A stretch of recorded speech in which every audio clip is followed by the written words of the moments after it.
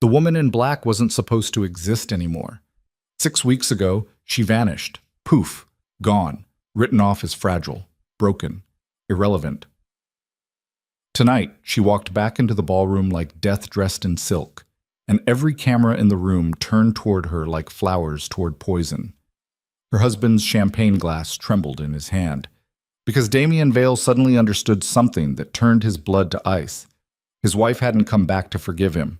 She came back to bury him, and she brought the one man who could help her do it. Stick around. You're about to witness the most calculated revenge in modern history. And when you finish this story, hit that like button and drop a comment telling me what city you're watching from. I want to see how far Serena's story travels. The problem with being invisible is that nobody notices when you finally learn to see in the dark. Serena Vale discovered this truth on a Tuesday afternoon in October while standing barefoot on imported Italian marble, holding a phone that didn't belong to her. Outside the floor-to-ceiling windows of their Wintermere Drive mansion, autumn was performing its slow rot, leaves turning copper and gold before dying.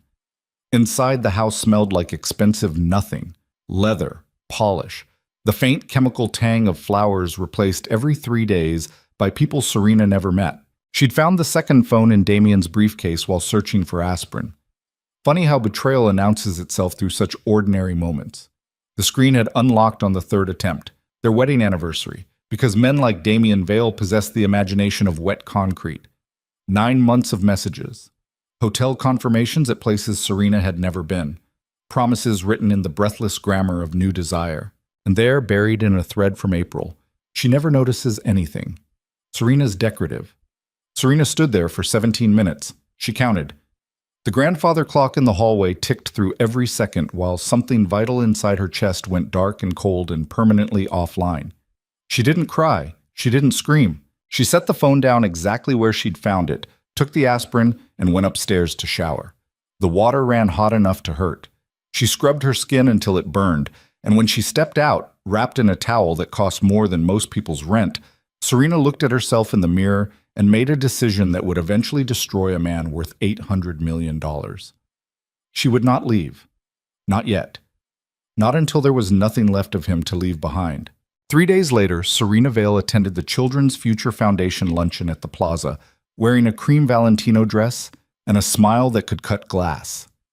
She laughed at the right moments, touched shoulders with practiced warmth, posed for photographs beside women who'd stopped seeing her years ago, who knew her measurements but not her middle name, who could list her charity affiliations but couldn't recall a single thing she'd ever said that wasn't scripted by the role of Damien Vale's wife. Decorative. The word sat in her throat like a stone. Across the ballroom, Margaret Chen was holding court near the champagne fountain, talking about her daughter's acceptance to Yale. Serena had known Margaret for 6 years. They'd co-chaired 4 fundraisers together. Margaret had attended Serena's 30th birthday dinner and sent flowers when Serena's mother died. Margaret looked directly at Serena twice and didn't register her presence either time. That was the moment Serena understood the truth completely. She wasn't invisible because Damien had made her that way. She was invisible because she'd allowed it, and that meant she could unmake herself just as deliberately. The restroom at the Plaza was all white marble and gold fixtures. Serena locked herself in the farthest stall and pulled out her personal phone, the one Damien had never touched, never questioned, because monitoring his wife required acknowledging she existed as something beyond decoration. She typed 4 words into the search bar. Vivian Thorne, divorce attorney. The results loaded immediately. Legendary, ruthless, expensive. The woman who'd dismantled 3 tech billionaires in a pharmaceutical heir without breaking a sweat. The attorney powerful men hired to destroy their rivals and feared when their wives started asking questions. Serena clicked the contact link. The phone rang twice. Thorne Legal. The voice was crisp, professional, utterly unimpressed. I need a consultation, Serena said quietly. My name is Serena Vale. A pause, then, hold please. Elevator music played for exactly 45 seconds. The next voice was different, older, sharp as a blade wrapped in velvet. Mrs. Vale, I'm Vivian Thorne. Are you calling from a secure location? I'm at a charity luncheon. Then you'll need to call me back, landline only, use a payphone if you can find one. Otherwise, buy a burner. Do you understand what I'm telling you? Serena understood perfectly. This was war, and wars required operational security. Yes. Good. Here's a number you won't find online. Vivian rattled off 10 digits. Call me before Friday. After that, I'm in Milan for 2 weeks, and your husband's attorneys will have already started building his defense, whether he knows it or not. His defense against what? Against you, Mrs. Vale. The moment you walked into that bathroom and searched my name, you stopped being his wife and became his opponent. Men like Damien Vale have protocols in place. They just don't activate them until it's too late. The line went dead. Serena sat there holding the phone, listening to her own breathing echo off marble walls. Somewhere beyond the bathroom door, the luncheon continued. Speeches about underprivileged youth, silent auctions for weekend getaways, women air-kissing and pretending their marriages weren't slow-motion funerals. Serena flushed the toilet she hadn't used, washed her hands, reapplied her lipstick, and walked back into the ballroom wearing the same flawless smile she'd perfected over 7 years of performance. Margaret Chen waved her over. "Serena, there you are. We were just talking about the winter gala. You'll co-chair with Amanda, won't you?" "Of course," Serena said warmly. "I wouldn't miss it." Liar. By winter, there wouldn't be a gala. There wouldn't be a foundation. There wouldn't be anything left of the world these women inhabited except wreckage and federal indictments. But they didn't need to know that yet. Serena bought the burner phone from a bodega in Queens 2 days later, paying cash and wearing sunglasses she normally reserved for skiing trips. The clerk barely looked at her. Just another woman buying something she didn't want traced. She made the call from a Starbucks 3 blocks away, sitting in the back corner with a latte she didn't drink. Vivian Thorne answered on the first ring. "Talk to me." No preamble, no pleasantries. Serena liked her immediately. "My husband is having an affair with a woman named Celeste Arden. She's a VP at Vale Capital. It's been going on for at least 9 months, possibly longer." "How do you know?" "I found his second phone." "Do you still have access to it?" "Yes. Don't touch it again, not until I tell you exactly what to photograph and how to do it without leaving digital fingerprints." "What else?" Serena hesitated. This was the part that would sound insane, the part that would make most attorneys suggest therapy instead of litigation. "I don't just want a divorce," Serena said quietly. "I want him destroyed." Silence. Then Vivian laughed, a short, sharp sound that held no humor. "Mrs. Vale, I don't deal in revenge fantasies. I deal in legal strategy. If you want your husband humiliated, hire a private investigator and leak the affair to Page 6. If you want him financially decimated, you've called the right person. But I need to know which one you actually want, because they're not the same thing." "Both," Serena said. "I want both." Another pause. Longer this time. "That's a different conversation, and it requires a different kind of help than I can provide alone. Are you prepared to go places most people won't?" "Yes." "Are you prepared to become someone you currently don't recognize?"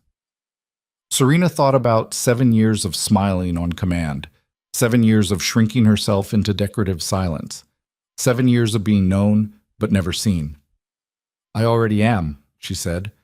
Vivian made a sound that might have been approval. "Then we should meet." "But not at my office.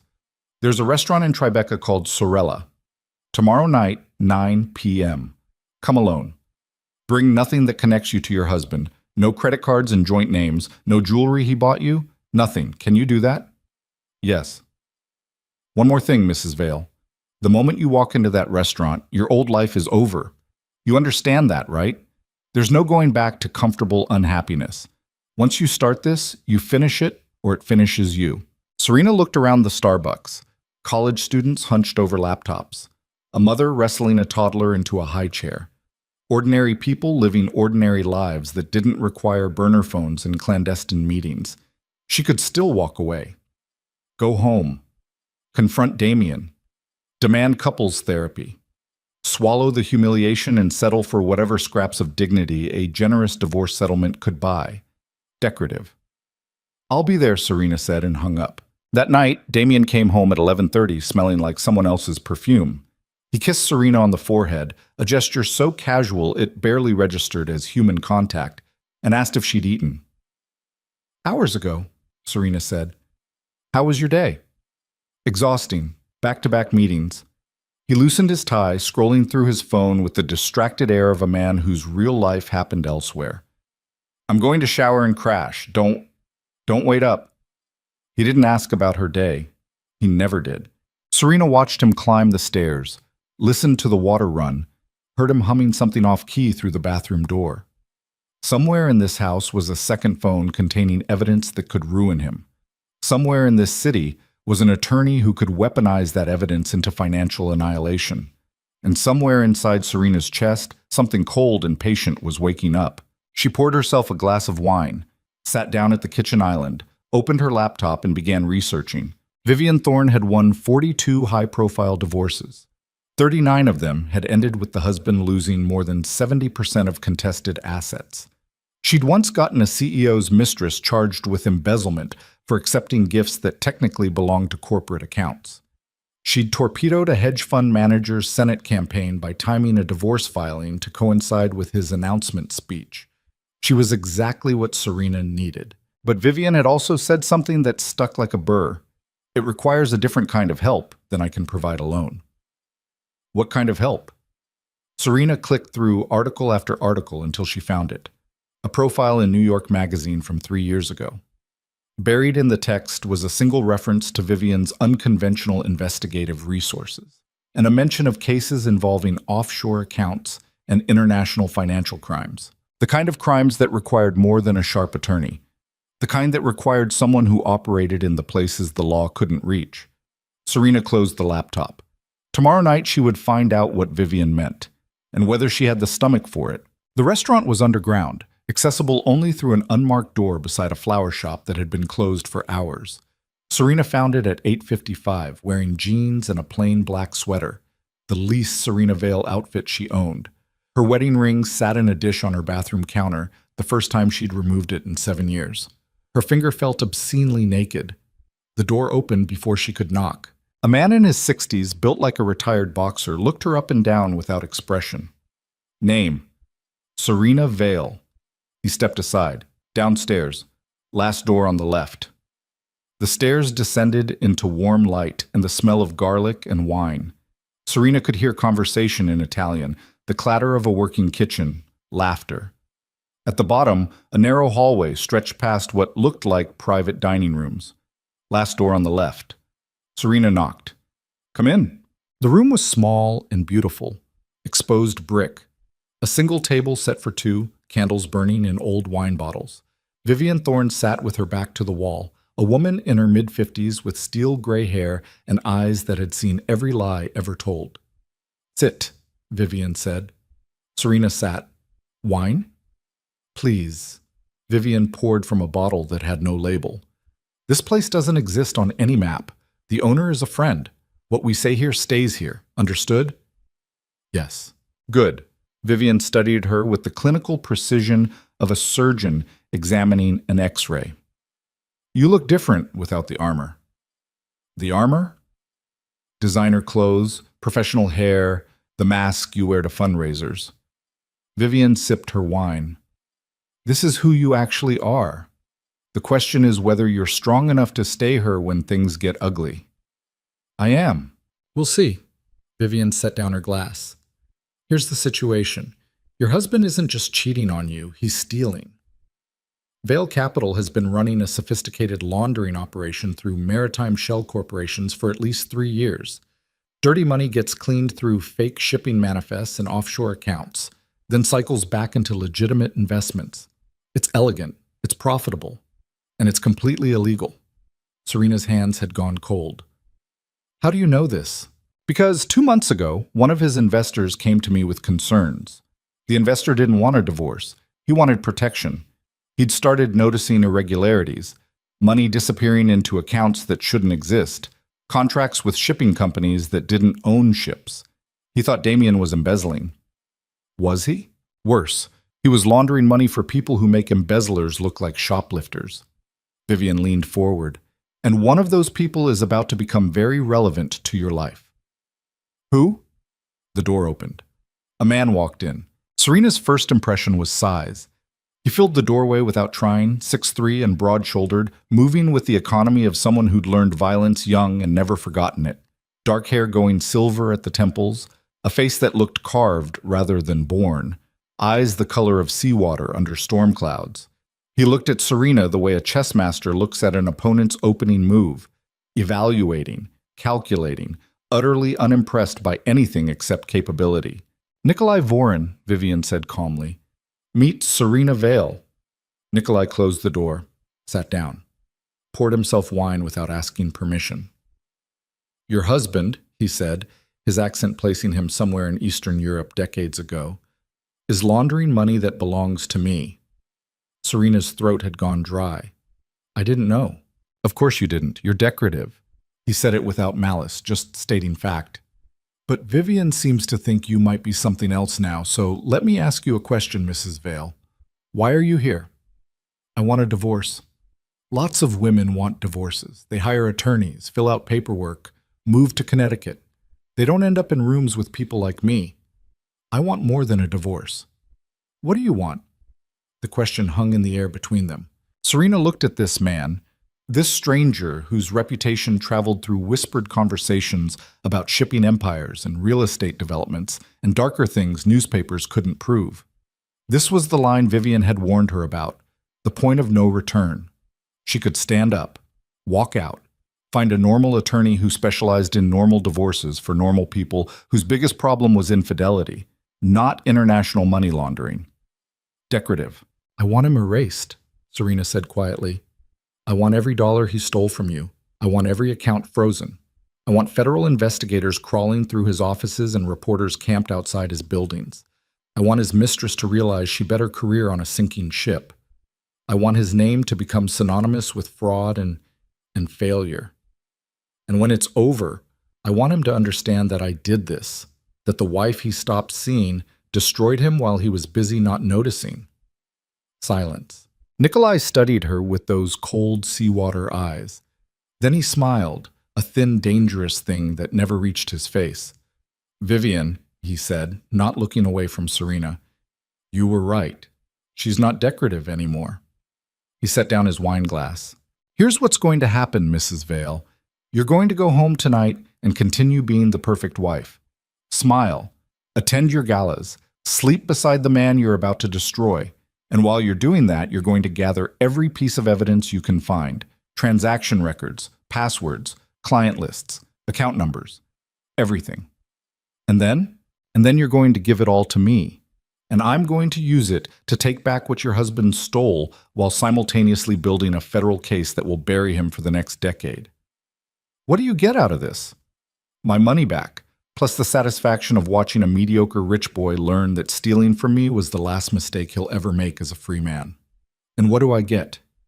Nikolai leaned back in his chair, regarding her with something that might have been respect. Everything he thought you weren't smart enough to take. Serena's heart was hammering against her ribs. This was insane. This was criminal conspiracy. This was partnership with a man whose business empire included things that made money laundering look quaint. This was exactly what she wanted. How do we start? She asked. Vivian slid a folder across the table. Devices, 3 burner phones, 2 with encrypted apps already installed, a miniature camera disguised as a pen, instructions for accessing Damien's home computer without leaving traces, and my private number, which you'll memorize and then burn. Serena opened the folder. Inside were photographs of Damien's office, his briefcase, his private safe. Someone had already been watching him. You've been planning this, she said slowly. I've been preparing for the right opportunity, Vivian corrected. You're that opportunity. Damien Vale stole from Nikolai. That makes him a target. But targets are just targets until someone on the inside opens the door. You're going to open every door in that house, every file, every secret. And when we're finished, there won't be enough left of him to scrape off the sidewalk. Nikolai stood. You have 48 hours to decide if you're serious. If you are, photograph everything in that safe and send it to the number in the folder. If you're not, walk away and forget this conversation happened. And if I walk away, then I handle Damien my way and you become collateral damage in a divorce that destroys you both. He buttoned his coat. But I don't think you're going to walk away, Mrs. Vale. I think you're going to go home, kiss your husband goodnight, and start building his cage while he sleeps. He was right. Serena knew it with the same cold certainty she'd felt standing barefoot on Italian marble, holding a phone that didn't belong to her. She was going to do this, all of it, I'll send the photos by Saturday, she said. Nikolai nodded once and left. Vivian poured more wine. You're sure? She asked quietly. Serena thought about 7 years of being invisible, 7 years of shrinking herself into silence, 7 years of living beside someone who knew her measurements but not her middle name. Yes, she said. I'm sure. Then welcome to the war, Serena. Try not to die before we win it. Serena drove home through empty streets, her hand steady on the wheel, the folder hidden inside her bag. The house was dark when she arrived.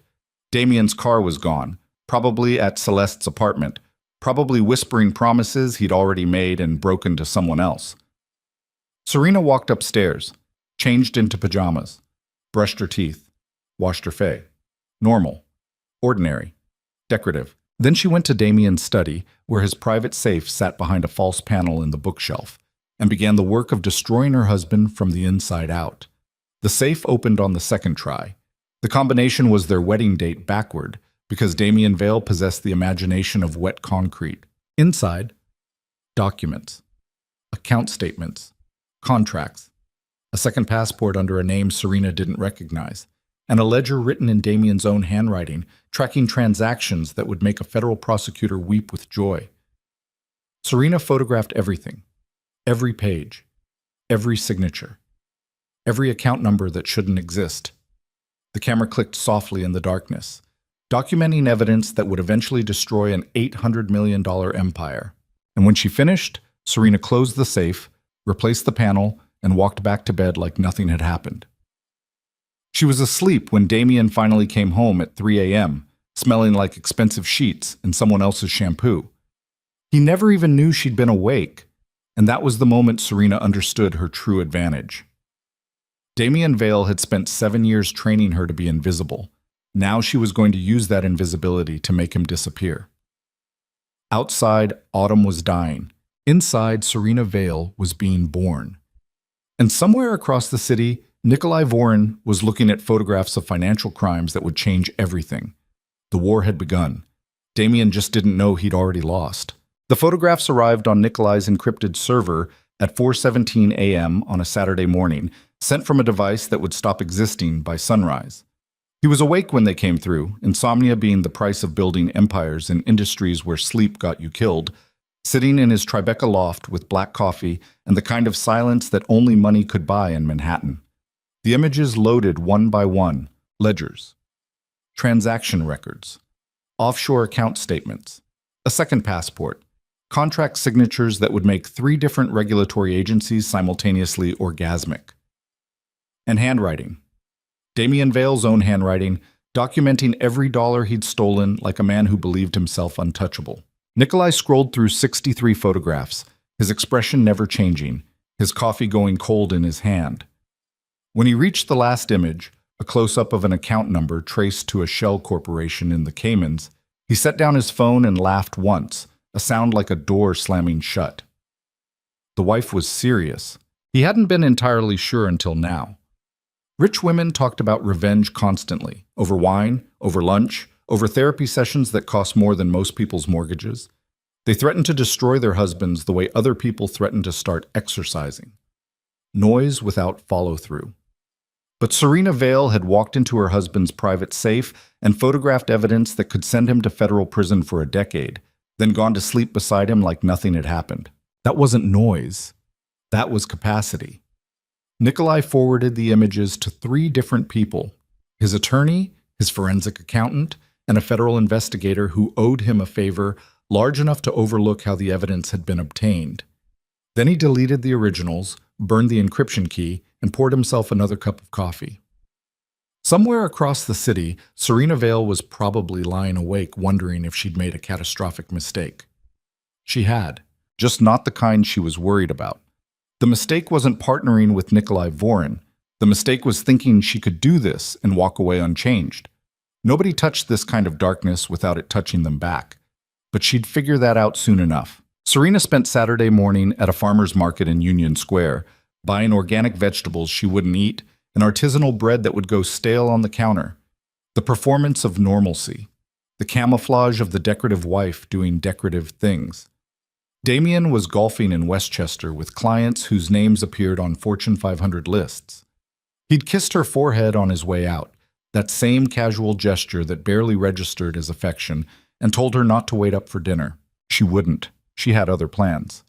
The burner phone vibrated in her pocket at 11:15 while she was pretending to examine heirloom tomatoes. Unknown number. Serena walked away from the vegetable stand, phone pressed to her ear. Yes? It's Vivian. The photographs were excellent. Nikolai's people are already building the framework. We need to meet. When? Now. Same place. Come alone. The line went dead. Serena looked at the bag of vegetables in her hand, $15 worth of organic performance art, and dropped it in the nearest trash can. Then she caught a cab downtown, watching the city scroll past in autumn sunlight that felt like a lie. Everything felt like a lie now. Her marriage, her friendships, the carefully constructed life she'd spent 7 years inhabiting like a stranger wearing someone else's clothes. The only truth was the war, and the war required her complete attention. The restaurant was open this time, lunch service in full swing upstairs, while Serena descended into the private dining room where Vivian waited with another woman, younger, maybe 30, with the hyper-alert eyes of someone who'd learned to read danger before it arrived. Serena Vale, meet Naomi Mercer, Vivian said without preamble. She's a federal investigator with the Financial Crimes Division. She's also the person who's going to make sure your husband doesn't just lose his money. He loses his freedom. Naomi didn't offer her hand, just studied Serena with the clinical detachment of someone deciding whether to trust her or arrest her. You understand what you've done, right? Naomi said. Those photographs you took constitute illegal search and seizure. Nothing you found is admissible in court.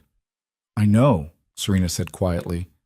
So why am I here? Vivian answered. Because Serena's evidence gives you probable cause to obtain legitimate warrants. She opened the door. You're going to walk through it legally and build a case that doesn't require her testimony. Naomi's expression didn't change. And what does Mrs. Vale get out of this arrangement? Immunity from any charges related to her husband's criminal activities, Vivian said, plus complete financial separation before the indictments become public. That's a lot to ask. She's offering you Damien Vale on a silver platter. That seems like a fair trade. Naomi looked at Serena for a long moment. Why are you doing this? The question landed heavier than it should have. Serena could have said, because he cheated, because he called me decorative, because 7 years of invisibility earned me the right to watch him burn. Instead, she said, because he won't stop. Men like Damien never stop. They just get better at hiding it. Something shifted in Naomi's face. Recognition, maybe. Or respect. I'll need more than photographs, she said. I'll need access to physical documents, transaction records, communications. Can you get those? Yes. Without him knowing? Yes. And you understand that once I start the investigation, there's no stopping it? Even if you change your mind, even if you want to reconcile, this moves forward with or without you. Serena thought about Damien's hand on the small of Celeste's back in a hotel lobby photograph. The way he'd smiled at her, really smiled. The kind of smile Serena hadn't seen in years. I understand, she said. Naomi nodded slowly. Then we have a deal. I'll be in touch through Vivian. And Mrs. Vale, don't do anything stupid. Don't confront him. Don't change your behavior. Don't give him any reason to look at you differently. You're still the decorative wife until I tell you otherwise. I know my role, Serena said. She'd been playing it for 7 years. What was a few more months? Damien came home that night at 9:30, sunburned and loose from expensive scotch, and the easy camaraderie of men who'd never questioned their place in the world. He found Serena in the kitchen, reading a novel she wasn't actually processing. Hey, he said, kissing the top of her head. Good day? Quiet. Farmer's market. Lunch with Claire. The lie came easily. Claire was in London for the month. Damien wouldn't know because he never asked about Serena's friends, never tracked her schedule, never wondered where she went or who she saw. His indifference had become her camouflage. I'm starving, Damien said, opening the refrigerator. We have anything decent? Leftover chicken from Thursday. Perfect. He pulled out containers, moving through the kitchen with the comfortable entitlement of someone who'd never questioned whether he deserved comfort. Oh, I meant to tell you, the Foundation Gala is December 15th this year. Moved it up because of the holidays. You'll need to coordinate with the event planner. The Foundation Gala. Damien's annual celebration of himself disguised as charity. 800 guests, media coverage, speeches about integrity and legacy. Serena felt something cold and sharp crystallize in her chest. December 15th, she repeated. That's only 6 weeks away. I know, it's rushed, but it'll be fine. You're good at this stuff. You're good at this stuff. Translation, you're decorative and decoration is your function. I'll call Stephanie on Monday, Serena said. Damien smiled, that absent, distracted smile of a man whose mind was already elsewhere, and carried his food upstairs to eat in front of whatever game was playing. Serena sat alone in the kitchen, listening to the house settle around her, thinking about December 15th. 6 weeks. 6 weeks to dismantle a man's entire life while planning the party where he'd celebrate its continuation. The symmetry was almost beautiful. The next 3 weeks moved like water, slow on the surface, churning underneath. Serena fell into a rhythm that felt like method acting. Wake up, smile, attend charity functions, have lunch with women who didn't see her, come home, wait for Damien to leave or fall asleep, then do the real work. She photographed documents from his briefcase while he showered, copied files from his computer while he golfed on Sundays, recorded conversations using the pen camera Vivian had provided, capturing Damien on the phone discussing transactions that would make a prosecutor's career. Everything went to Nikolai's encrypted server. Everything disappeared into the machinery of federal investigation. And through it all, Serena played the perfect wife so flawlessly that Damien actually started paying her more attention. He brought home flowers on a Tuesday, booked a weekend at their place in the Hamptons, asked if she wanted to try for a baby. The cruelty of it was almost elegant. He was falling back in love with her, or his version of her, the decorative accessory he'd grown comfortable ignoring at exactly the moment she was destroying him. You seem different lately, he said one night, lying beside her in the dark. Happier. Serena's throat constricted. Do I? Yeah, I don't know. Lighter, maybe. His hand found hers under the covers.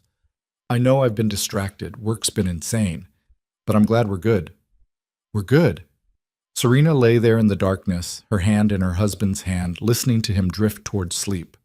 They weren't good. They were a bomb disguised as a marriage, and the timer was already counting down. But Damien didn't need to know that yet.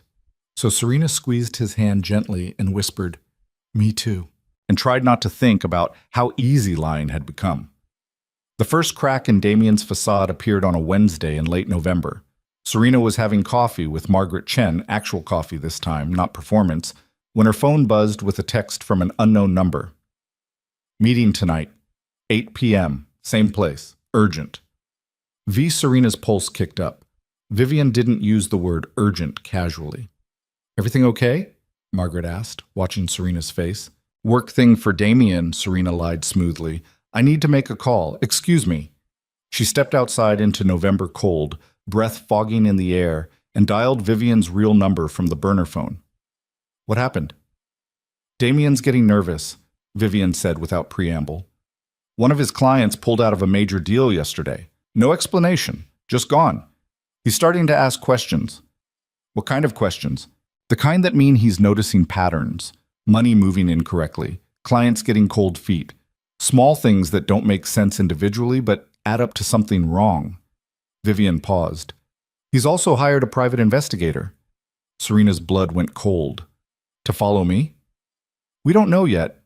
Could be you, could be Celeste, could be he's just paranoid. But it means we need to accelerate the timeline. How much faster? Naomi's ready to move. She has enough for warrants. We just need one more piece, physical evidence she can seize legally. Something in Damien's office at Vale Capital. I can't get into his office. Security's too tight. You don't have to. Nikolai can. The line went quiet. Serena looked up at the November sky, gray and heavy with coming snow, and felt the ground shifting beneath her. What are you asking me to do? Distract your husband. Friday night. Keep him home. Keep him occupied. Keep him away from his office for at least 3 hours. Can you do that? Serena thought about Damien's hand finding hers in the dark. His smile when he brought home flowers. The way he'd started looking at her again, as if remembering she existed. Yes, she said. I can do that. Then we'll handle the rest. Vivian hung up. Serena stood there on the sidewalk, phone cold against her ear, while people moved past her like she was invisible. She'd crossed another line. She could feel it, the way you feel a bone break before the pain arrives. This wasn't just gathering evidence anymore. This was active conspiracy. But she was too far in to stop now. So Serena went back inside, smiled at Margaret, and finished her coffee while planning how to seduce her husband into staying home on the night his empire would begin collapsing. Friday arrived wrapped in the first real snowfall of the season. Serena spent the afternoon preparing. Nothing obvious, nothing Damien would question. She made his favorite dinner, opened expensive wine, put on the black dress he'd bought her for their anniversary 3 years ago. Damien noticed immediately when he came home. "What's the occasion?" he asked, loosening his tie. "No occasion. I just wanted to do something nice." Serena kissed him, really kissed him, the way she used to before invisibility became her default state. "We haven't had a night to ourselves in weeks." Something shifted in Damien's expression. Surprise, maybe. Or suspicion. But then Serena smiled and whatever doubt he'd felt dissolved. "I have some calls to make," he said. "Give me an hour? Take your time."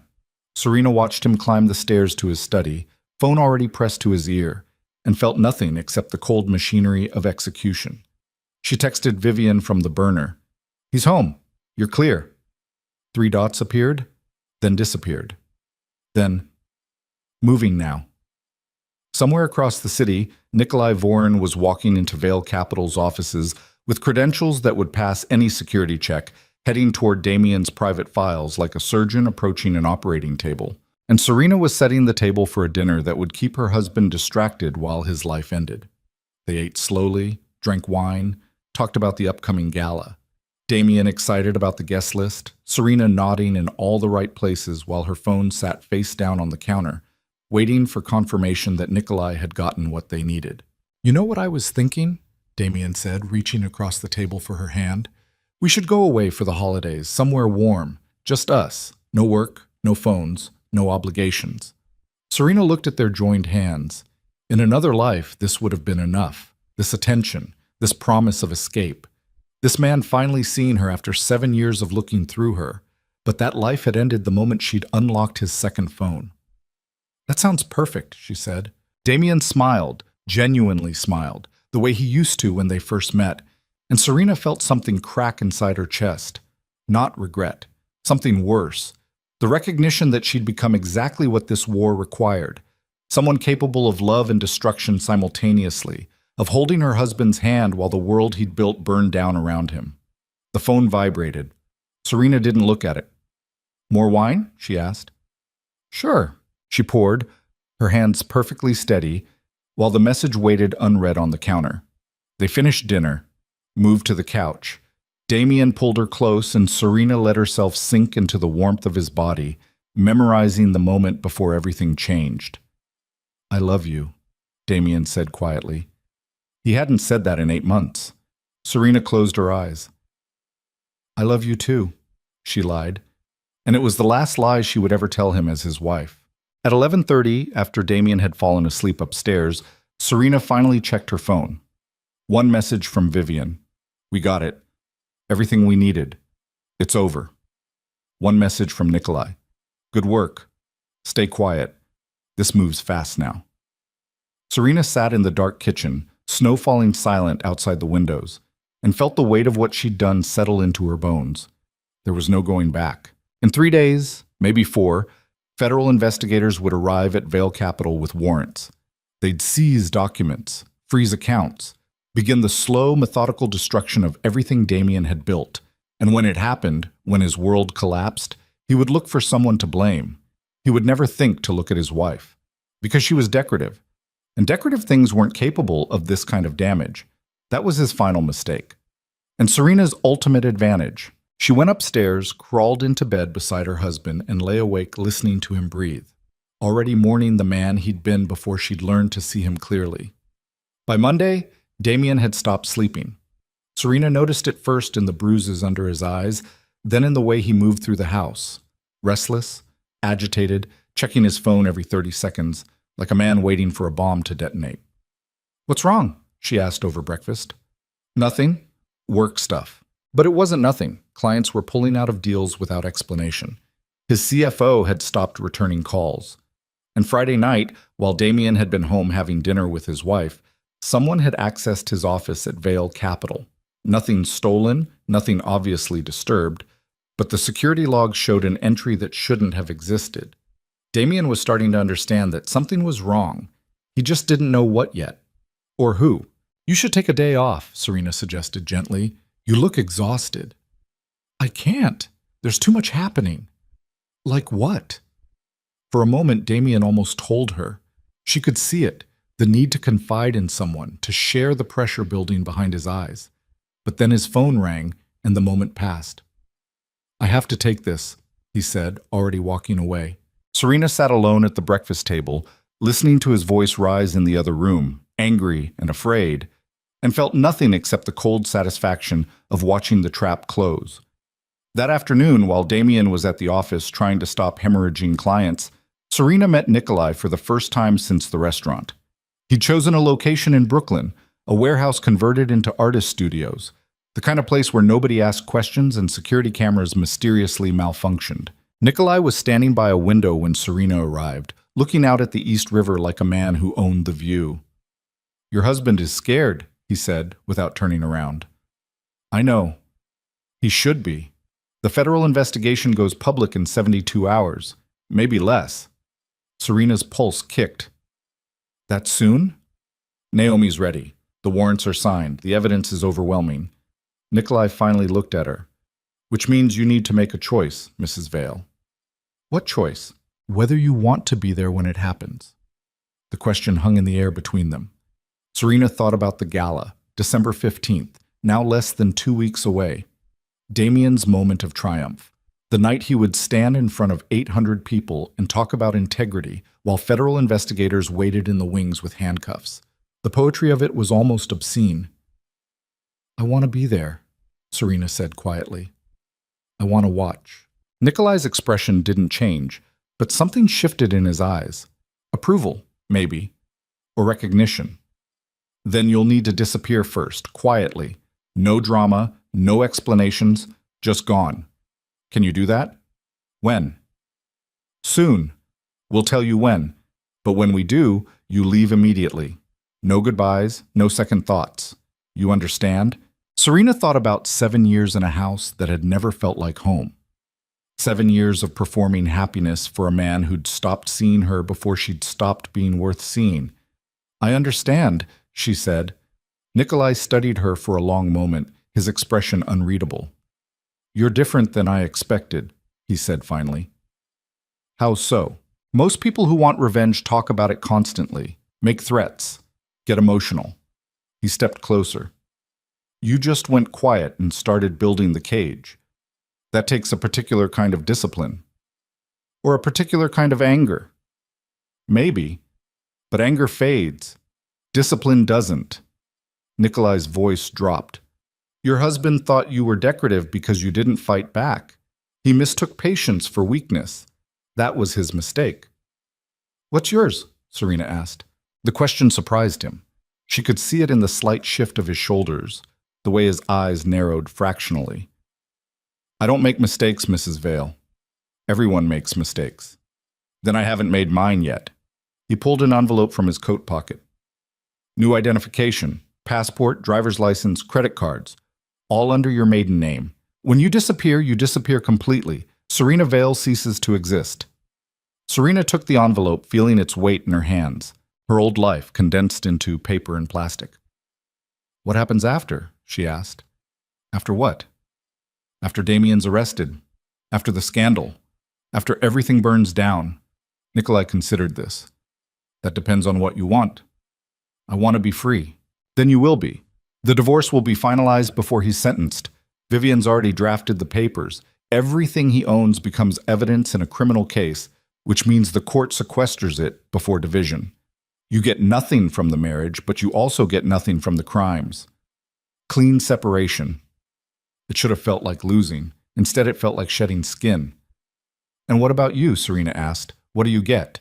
"My money back, and the satisfaction of watching a thief realize that stealing from me was the last mistake of his free life." Nikolai paused. "Plus, I get to see what you become next." Why do you care what I become? Because people who survive this kind of transformation are rare. Most of them break. They get revenge and then collapse under the weight of what they've done. His eyes were steady on hers. But you won't. You're built different. You don't know me. I know what you've done in the last month. That tells me everything I need to know. Serena looked out the window at the river, at the city spreading out beyond it, and tried to imagine herself existing in that world without the weight of Damien Vale crushing her into invisibility. She couldn't picture it yet, but she wanted to. When do I leave? She asked. We'll call you. Could be 3 days, could be 3 hours. Be ready. Serena nodded. Nikolai walked her to the door, his presence somehow both threatening and reassuring, like standing next to something dangerous that had decided not to kill you. One more thing, he said as she was leaving. Your husband's mistress. Serena's jaw tightened. What about her? She's scared. She knows something's wrong. She's been trying to distance herself from Damien for the last week. Good for her. Naomi thinks Celeste might cooperate, turn state's evidence. It would make the case stronger. So let her. That's not what I'm asking. Nikolai's voice was quiet. I'm asking if you want her destroyed too. Serena thought about Celeste Arden, young, ambitious, probably convinced she was in love with a man who saw her the same way he'd once seen Serena. Just another decoration. Another thing to own. No, Serena said finally. She's not the villain. She's just another woman who didn't know what she was getting into. That's generous. It's not generosity. It's clarity. Damien's the one who deserves to burn. Everyone else is just collateral damage. Nikolai smiled, that thin, dangerous smile that never reached his eyes. See? He said. Built different. Serena left the warehouse feeling like she'd passed some test she hadn't known she was taking. The next week moved in slow motion and fast forward simultaneously. Days blurred together. Serena went through the motions, gala planning meetings, lunch with donors, dress fittings for an event she wouldn't attend, while the world tilted underneath her. Damien got worse. He stopped coming home for dinner, started drinking before noon, snapped at people who'd never seen him lose composure.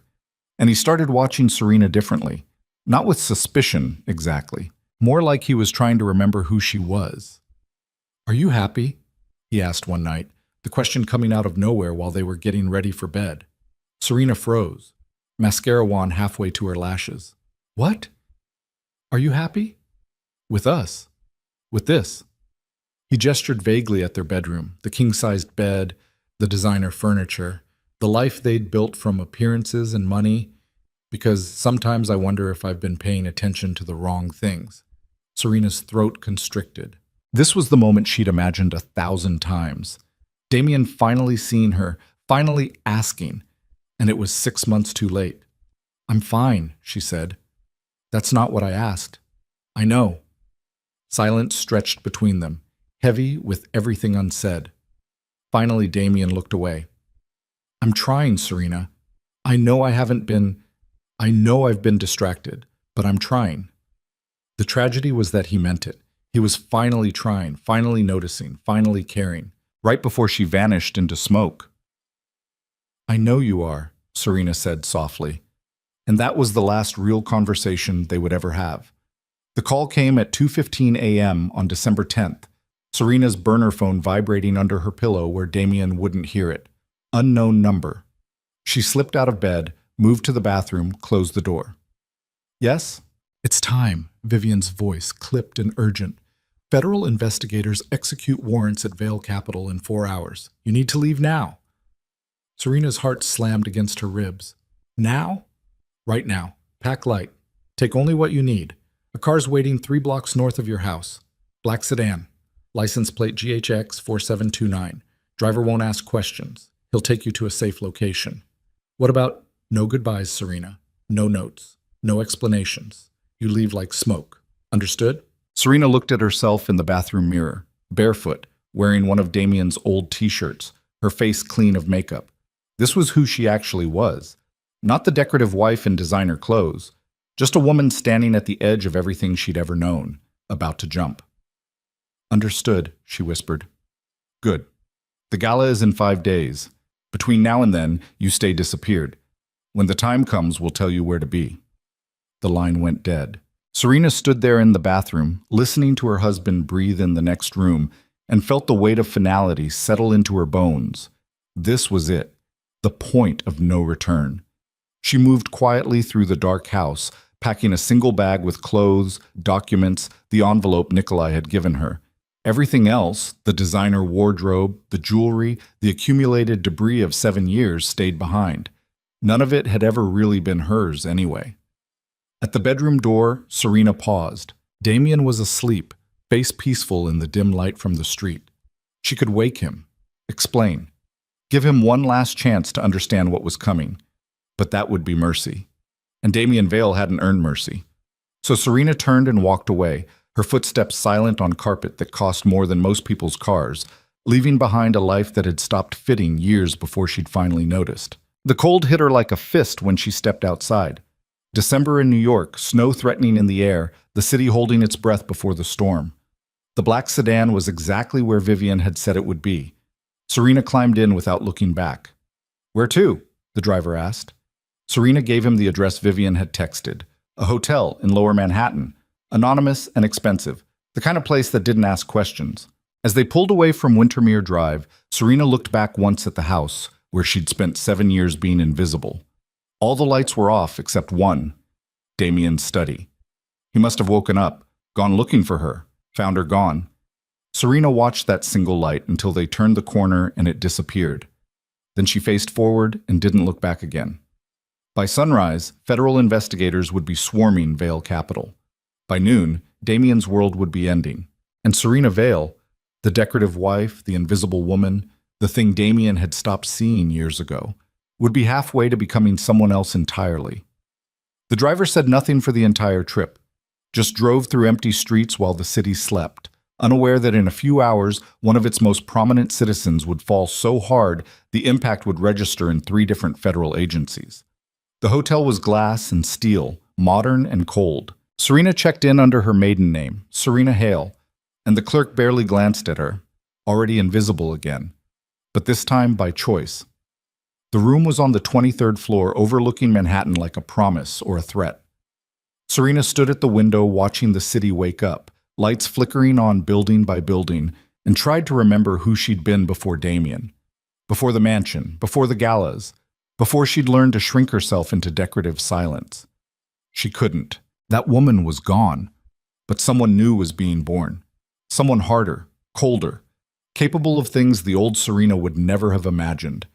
Serena's phone buzzed. Text from Nikolai. "It's done. Warrants executed. Damien's at Vale Capital now. You should watch." A link followed. Live news feed. Serena clicked it with shaking hands. The screen filled with footage of Vale Capital's headquarters. Federal vehicles surrounding the building, agents walking in with boxes, reporters already swarming like sharks who'd smelled blood. And there, being let out in handcuffs, looking 10 years older than he had 6 hours ago, Damien Vale, the man she'd married, the man she'd destroyed. Serena watched him get pushed into a federal vehicle, watched him stumble, watched the cameras catch every moment of his humiliation, and she felt nothing. No triumph, no grief, no satisfaction, just the cold, empty clarity of someone who'd burned down their whole life and was standing in the ashes wondering what came next. Her phone rang. Nikolai. "Did you watch?" he asked. "Yes." "How do you feel?" Serena looked at her reflection in the hotel window, a ghost superimposed over the city, barely there. "I don't know," she said honestly. "You will. Give it time." A pause. The gala is still happening. Damien's attorneys convinced the foundation board not to cancel. They think it'll look guilty. They're right. Which means you'll have your moment 5 days from now, December 15th, 8 p.m. Blackthorn Regency Ballroom. Damien will be there, out on bail, desperate to salvage his reputation. Serena's pulse kicked. And you'll walk in like the ghost you've become and finish what you started. "I don't understand." "You will. We'll talk before then. For now, rest. You've earned it." Nikolai hung up.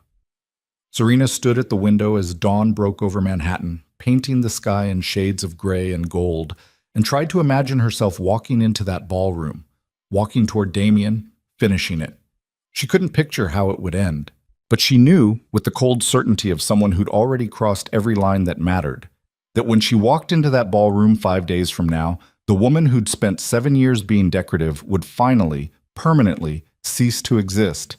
And whoever walked out, whoever she became after the final act, would be someone Damien Vale never saw coming, because he'd trained her too well. He'd taught her to be invisible, and now she was going to use that invisibility to make him disappear. Outside, the city woke to news of the biggest financial scandal in a decade. Inside room 2317, Serena Hale, no longer Serena Vale, not anymore, maybe never again, finally closed her eyes and let herself sleep. The war wasn't over, but the end had begun, and there was no going back. The news broke everywhere simultaneously. Bloomberg, Wall Street Journal, CNN, every financial network and gossip blog lighting up with the same story. Damien Vale, billionaire financier and philanthropist, arrested on federal charges of money laundering, wire fraud, and racketeering. Serena watched it all from her hotel room, laptop open, television on mute, her coffee going cold while the empire she'd helped destroy burned across every screen in America. They showed footage of Damien being led out of Vale Capital in handcuffs. His face looked wrong, like someone had hollowed him out and left only the shell. His expensive suit wrinkled, his hair uncombed. The man who'd always controlled every detail of his appearance, suddenly unable to control anything. The reporters were already digging, already finding threads to pull. Offshore accounts, shell corporations, maritime fraud, names connected to organized crime, to international money laundering operations, to things so dark that even the financial press tiptoed around them with careful language.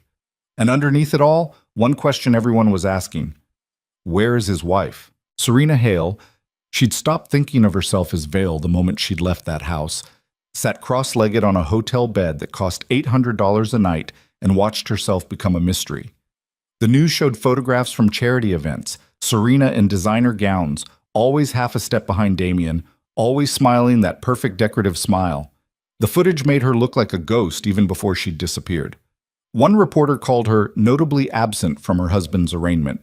Another speculated about marital problems, about whether she'd known, about whether she was complicit. Nobody had the story right. Nobody knew she was the one who'd lit the match. Her burner phone buzzed. Text from Vivian: "Don't watch the news. It'll make you crazy. Focus on what's next." But Serena couldn't stop watching. Couldn't stop seeing Damien's face as they shoved him into that federal vehicle, the way his eyes had scanned the crowd like he was looking for someone. Looking for her. A knock at the door made her heart stop. Serena muted the television, moved to the door, looked through the peephole. A woman. Mid-50s, steel gray hair, expensive coat. Vivian. Serena opened the door. Vivian walked in without greeting, her expression grim in a way that made Serena's stomach drop. "What's wrong?" "We have a problem." Vivian set her briefcase on the desk, clicked it open, pulled out a folder. "Damien made bail 2 hours ago." "What? How?" "His family has money in places the feds couldn't freeze fast enough. They posted $20 million. He's out, ankle monitor, travel restrictions, the whole package. But he's out." Serena felt something cold slide down her spine. "He can't be."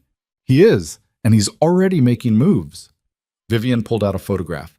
Damien leaving the courthouse, surrounded by attorneys, his face set in an expression Serena had never seen before. Not anger, not fear, something colder. He fired his entire legal team this morning, hired someone new, someone dangerous. "Who?" "Marcus Reeves." "Heard of him?" Serena shook her head. "He's a fixer. Not exactly a lawyer, more like a mercenary with a law degree. He specializes in destroying people who come after his clients. And his first move was filing a countersuit." "Against who?" Vivian's expression went harder. "Against you." The words didn't make sense at first. Serena just stared at her, the syllables refusing to arrange themselves into meaning. "Against me? For what?" "Conspiracy. Theft of proprietary documents, fraudulent claims and divorce proceedings. Reeves is arguing that you orchestrated the entire federal investigation as revenge for marital infidelity, that you illegally obtained evidence, and that you're working with Damien's criminal competitors to destroy him." Serena's legs went weak. She sat down hard on the edge of the bed. "That's insane. I didn't..." The federal investigation was legitimate. Naomi had warrants. Everything was legal. Was it? Vivian's voice was quiet, dangerous. Because the photographs you took weren't legal, Serena. The documents you stole weren't legal. You broke into your husband's safe and copied evidence without a warrant. Reeves is going to argue that everything Naomi found is fruit of a poisonous tree. But you told me it would be fine, that Naomi could work around it. I said she could if nobody questioned the chain of evidence, but Reeves is questioning everything. And he's good, really good. The kind of attorney who finds holes in federal cases for breakfast. Serena's hands were shaking. What does this mean? It means Damien knows. I don't know how, but he knows you were involved, and now he's coming after you with everything he has left. The room tilted. Serena stood up, paced to the window, pressed her forehead against the cold glass. Damien knew. The one thing that wasn't supposed to happen, the one advantage she'd had, invisibility, the element of surprise, was gone. How? She whispered. How does he know? We're not sure yet. Could be he figured it out on his own. Could be someone talked. Could be... Vivian's phone rang. She looked at the screen and something in her face changed. I need to take this, she said, stepping into the hallway. Serena stood alone in the hotel room, watching the city move below her, and tried to understand how everything had gone so wrong so fast. 5 days ago, she'd been invisible, untouchable, executing a perfect revenge. Now Damien knew. Now he was fighting back. Now she was exposed. Vivian came back in looking like she'd aged 10 years in 3 minutes. That was Naomi, she said quietly. The FBI wants to talk to you. Why? Because Reeves filed a motion to compel your testimony. He's arguing that you're a material witness to Damien's defense, that your involvement in gathering evidence is directly relevant to whether that evidence is admissible. Can they make me testify? Yes. And if you refuse, you can be held in contempt, which means jail. Serena's vision narrowed to a pinpoint. This wasn't how it was supposed to go. She was supposed to be the invisible hand, the ghost, the woman who destroyed Damien Vale and walked away clean. Instead, she was about to be dragged into a courtroom and forced to admit everything. What do I do? She asked. Vivian was quiet for a long moment. Then she said something that made Serena's blood run cold. You could run. New identity. New country. Nikolai has resources. He could make you disappear permanently. And spend the rest of my life hiding? Better than prison? Or worse? What's worse than prison? Vivian's eyes were steady on hers. Damien winning. You testifying, getting torn apart on cross-examination, the federal case collapsing, Damien walking free and coming after you for everything you've done. That's worse. Serena sat down again, her mind racing. Run. Testify. Fight. All bad options. All dead ends. There's a third option, Vivian said quietly. What? You meet with Damien, directly, before any testimony happens. You negotiate. Negotiate what? A truce. You drop the divorce proceedings, you refuse to testify against him, and in exchange he drops the countersuit and lets you walk away clean. He'll never agree to that. He might, if he thinks he can still save his reputation. If he thinks you'll publicly support him, stand by him, play the loyal wife one more time. Serena laughed, a sound like breaking glass. After everything I've done, he'll want me dead. Maybe. Or maybe he'll want you more.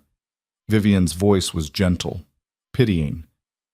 Men like Damien don't let go easily, especially not of things they think belong to them. I don't belong to him anymore. Then you better be ready to prove that in court, because that's where this is heading. Before Serena could respond, her burner phone buzzed. Unknown number. She answered, hands shaking. Hello? Serena. The voice made her stomach drop. It's me. Damien. His voice sounded raw, wrecked, like he'd been screaming for hours. How did you get this number? Does it matter? We need to talk. I have nothing to say to you. That's a lie. You have 7 years of things to say to me, and I finally want to hear them. Serena looked at Vivian, who was frantically shaking her head, mouthing the words, hang up, hang up, hang up. But Serena couldn't. Some sick part of her wanted this. Wanted to hear what Damien would say now that he finally saw her. Talk, she said. Not on the phone. In person. Tonight. There's a place, but no. Serena, please, I know what you did. I know you gave them everything. I know you're the reason I'm wearing an ankle monitor and facing 20 years in federal prison. I know all of it. Then you know why I'll never meet you alone. I'm not asking you to meet me alone. Bring whoever you want. Bring your lawyer. Bring the fucking FBI. I don't care. I just need to see you. Why? Silence on the line. Then, so quietly, she almost didn't hear it. Because I need to understand why I never saw you. The words hit her like a physical blow. 7 years of being invisible. And now, when it was too late, when everything was burned and broken, he finally wanted to see her. Where, Serena heard herself ask. Vivian was shaking her head harder now, but Serena ignored her. The house. Wintermere Drive, 9 p.m. Come alone or don't come at all.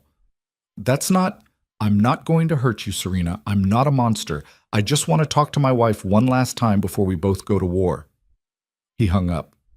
Serena stood there holding the phone, her heart hammering against her ribs. Tell me you're not actually considering this, Vivian said. I have to. No, you absolutely do not have to walk into a house alone with a man you just destroyed. That's how people end up on Dateline, Serena. He won't hurt me. You don't know that. You don't know what he's capable of anymore. People get desperate. They do desperate things. Serena looked at Vivian. I've been living with him for 7 years. If he was going to hurt me, he would have done it already. That was before you ruined his life. I didn't ruin his life. He ruined it himself by stealing money and fucking his assistant and treating me like furniture. And now he knows you're the one who exposed him. You think that's not going to change how he sees you? Serena thought about Damien's voice on the phone, the exhaustion, the confusion, the desperate need to understand. He didn't sound angry. He sounded broken. I'm going, she said. Then I'm calling Nikolai. You're not doing this without backup. Fine, call him, but I'm still going. Vivian stared at her for a long moment, then pulled out her phone. 2 minutes later, Nikolai was on speaker. She wants to meet with Damien, Vivian said without preamble. Tonight, at the house. Tell her she's insane. She's not insane, Nikolai said calmly. She's strategic. Damien wants something. We need to know what. Or he wants to kill her and make it look like an accident. Damien Vale isn't a killer. He's a thief and a liar, but he's not violent. You don't know that. Actually, I do. I've been watching him for 3 years. I know exactly what he is. Nikolai paused. Serena, if you go to this meeting, you go wired. Audio and video. Everything recorded. And I'll be outside in a car with 2 very large men who specialize in making sure people don't die in houses they shouldn't be in. Okay, Serena said. And you don't agree to anything. You listen. You observe. You get information. But you make no promises, no deals, nothing that could be used against you later. Understood? Yes. Good. I'll send someone to the hotel in an hour with the equipment. Vivian, you'll brief her on what to say and what not to say. I still think this is a terrible idea, Vivian muttered. It probably is, Nikolai agreed. But terrible ideas are sometimes the only ideas left. He hung up. Serena sat down on his bed again, trying to process what she'd just agreed to. In 6 hours, she would walk back into the house she'd fled 5 days ago. She would sit across from the man she'd spent a month destroying, and she would look him in the eye while he asked her why.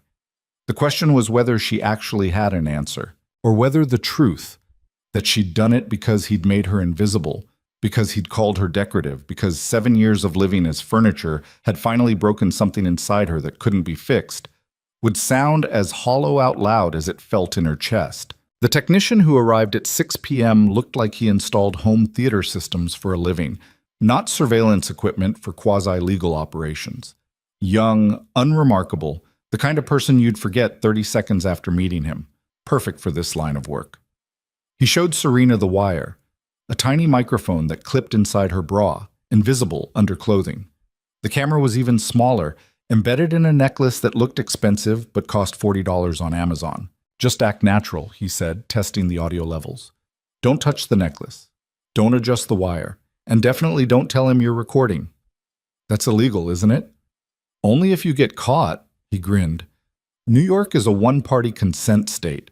As long as one person in the conversation knows it's being recorded, you're technically legal, and you're that one person. Technically legal sounds like actually illegal. Welcome to the gray area. Nikolai lives here full-time. He packed up his equipment. You'll be fine. Just remember, you're not there to fight. You're there to gather information. What does Damien know? Who told him? What's his endgame? Get those answers and get out. After he left, Vivian ran her through potential scenarios. If he threatens you, you leave immediately. Don't engage, don't argue, just walk out. If he gets emotional, let him. Emotional people say things they shouldn't. If he asks you to drop the divorce or the federal cooperation, you tell him you'll consider it and you'll have your attorney contact his attorney. You make no promises. What if he asked me why I did it? Vivian was quiet for a moment. Then you tell him the truth, but you do it without apologizing. No matter what he says, no matter how he makes you feel, you do not apologize for choosing yourself. Serena nodded, but her throat felt tight. Because part of her, some small, sick part, wanted to apologize. Wanted to take it all back. Wanted to go back to being decorative if it meant not feeling this crushing weight of uncertainty and fear. But that woman was dead. She'd killed her the night she'd unlocked Damien's second phone, and Ghost couldn't apologize. The car picked her up at 8:30. Different driver, same black sedan. Nobody spoke during the 20-minute drive to Wintermere Drive. Serena watched the familiar streets roll past, the route she'd taken 1,000 times, back when this life had been hers, back before she'd learned to see it clearly. The house looked the same, lights on in the windows, expensive cars in neighboring driveways, the kind of neighborhood where people kept their secrets behind gates and their scandals behind lawyers. Serena got out of the car. Another vehicle was parked half a block down, Nikolai's backup, presumably. She couldn't see inside, but knowing they were there made her feel fractionally less alone. The front door was unlocked. Serena pushed it open and stepped into the foyer that had never felt like home. The house smelled different, stale, like nobody had been living here, just existing.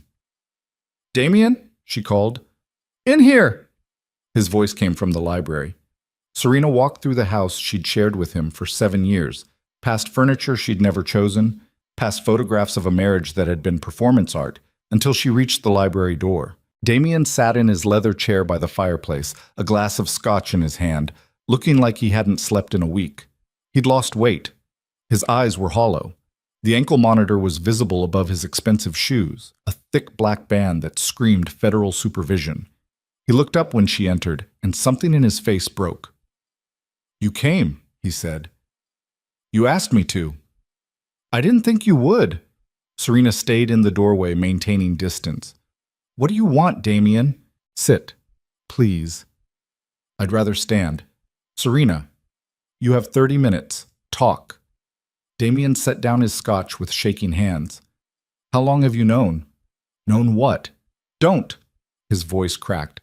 "Don't play games. Not now. How long have you known about Celeste?" Serena's jaw tightened. "Since October." "October?" He laughed, a broken sound. "October. And you said nothing. You just... What? Planned this whole thing? Federal investigation, offshore accounts, destroying my company? I didn't destroy your company. You destroyed it when you started laundering money for criminals.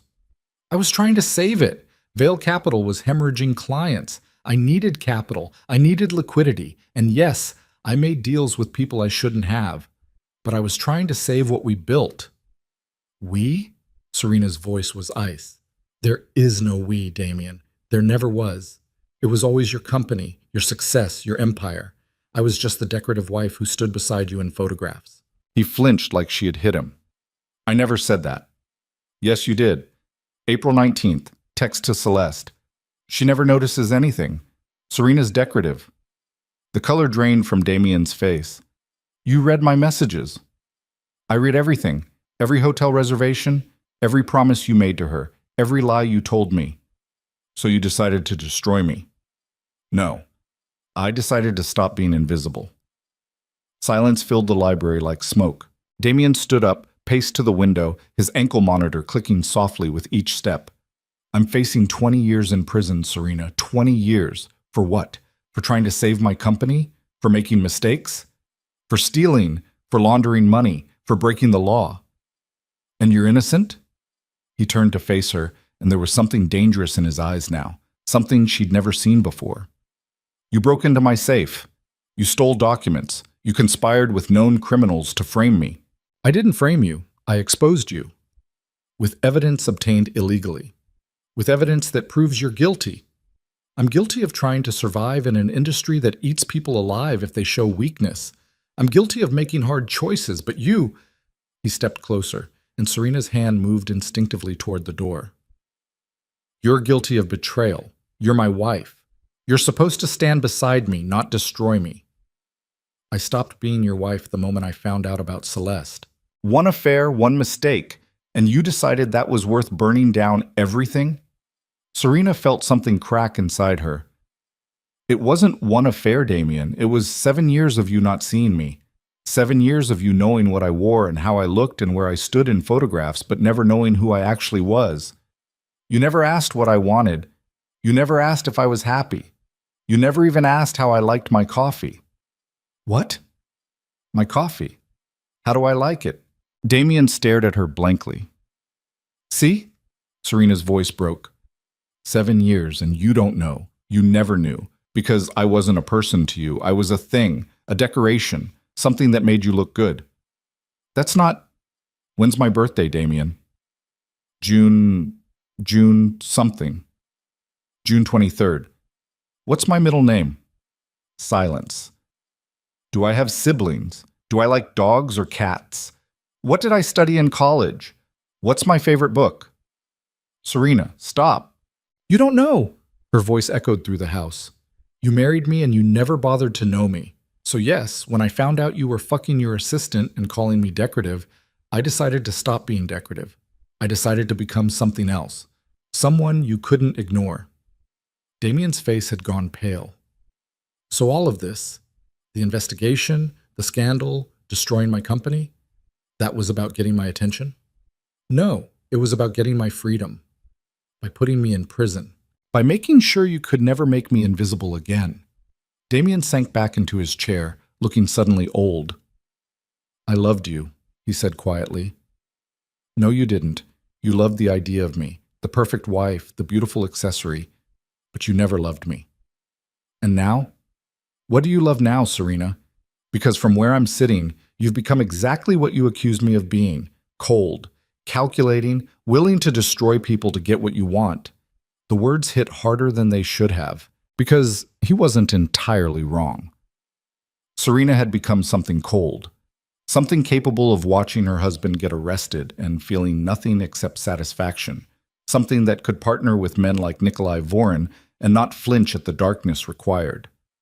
Maybe I have, she said. Maybe that's what you made me. I made you, Damien laughed bitterly. I gave you everything, this house, this life, every advantage. You gave me a cage, and you called it love. Then why are you here?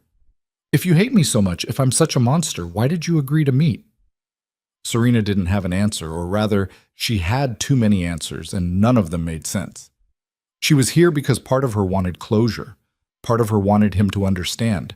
Part of her wanted him to suffer the way she'd suffered, slowly, invisibly, until the pain became background noise. And part of her, some small broken part, wanted him to fight for her, to finally see her and refuse to let her go. But that was insane. That was the thinking of someone still trapped in the cage. I came because you asked, she said finally, and because I wanted to see if you'd finally understand what you did wrong. And do I?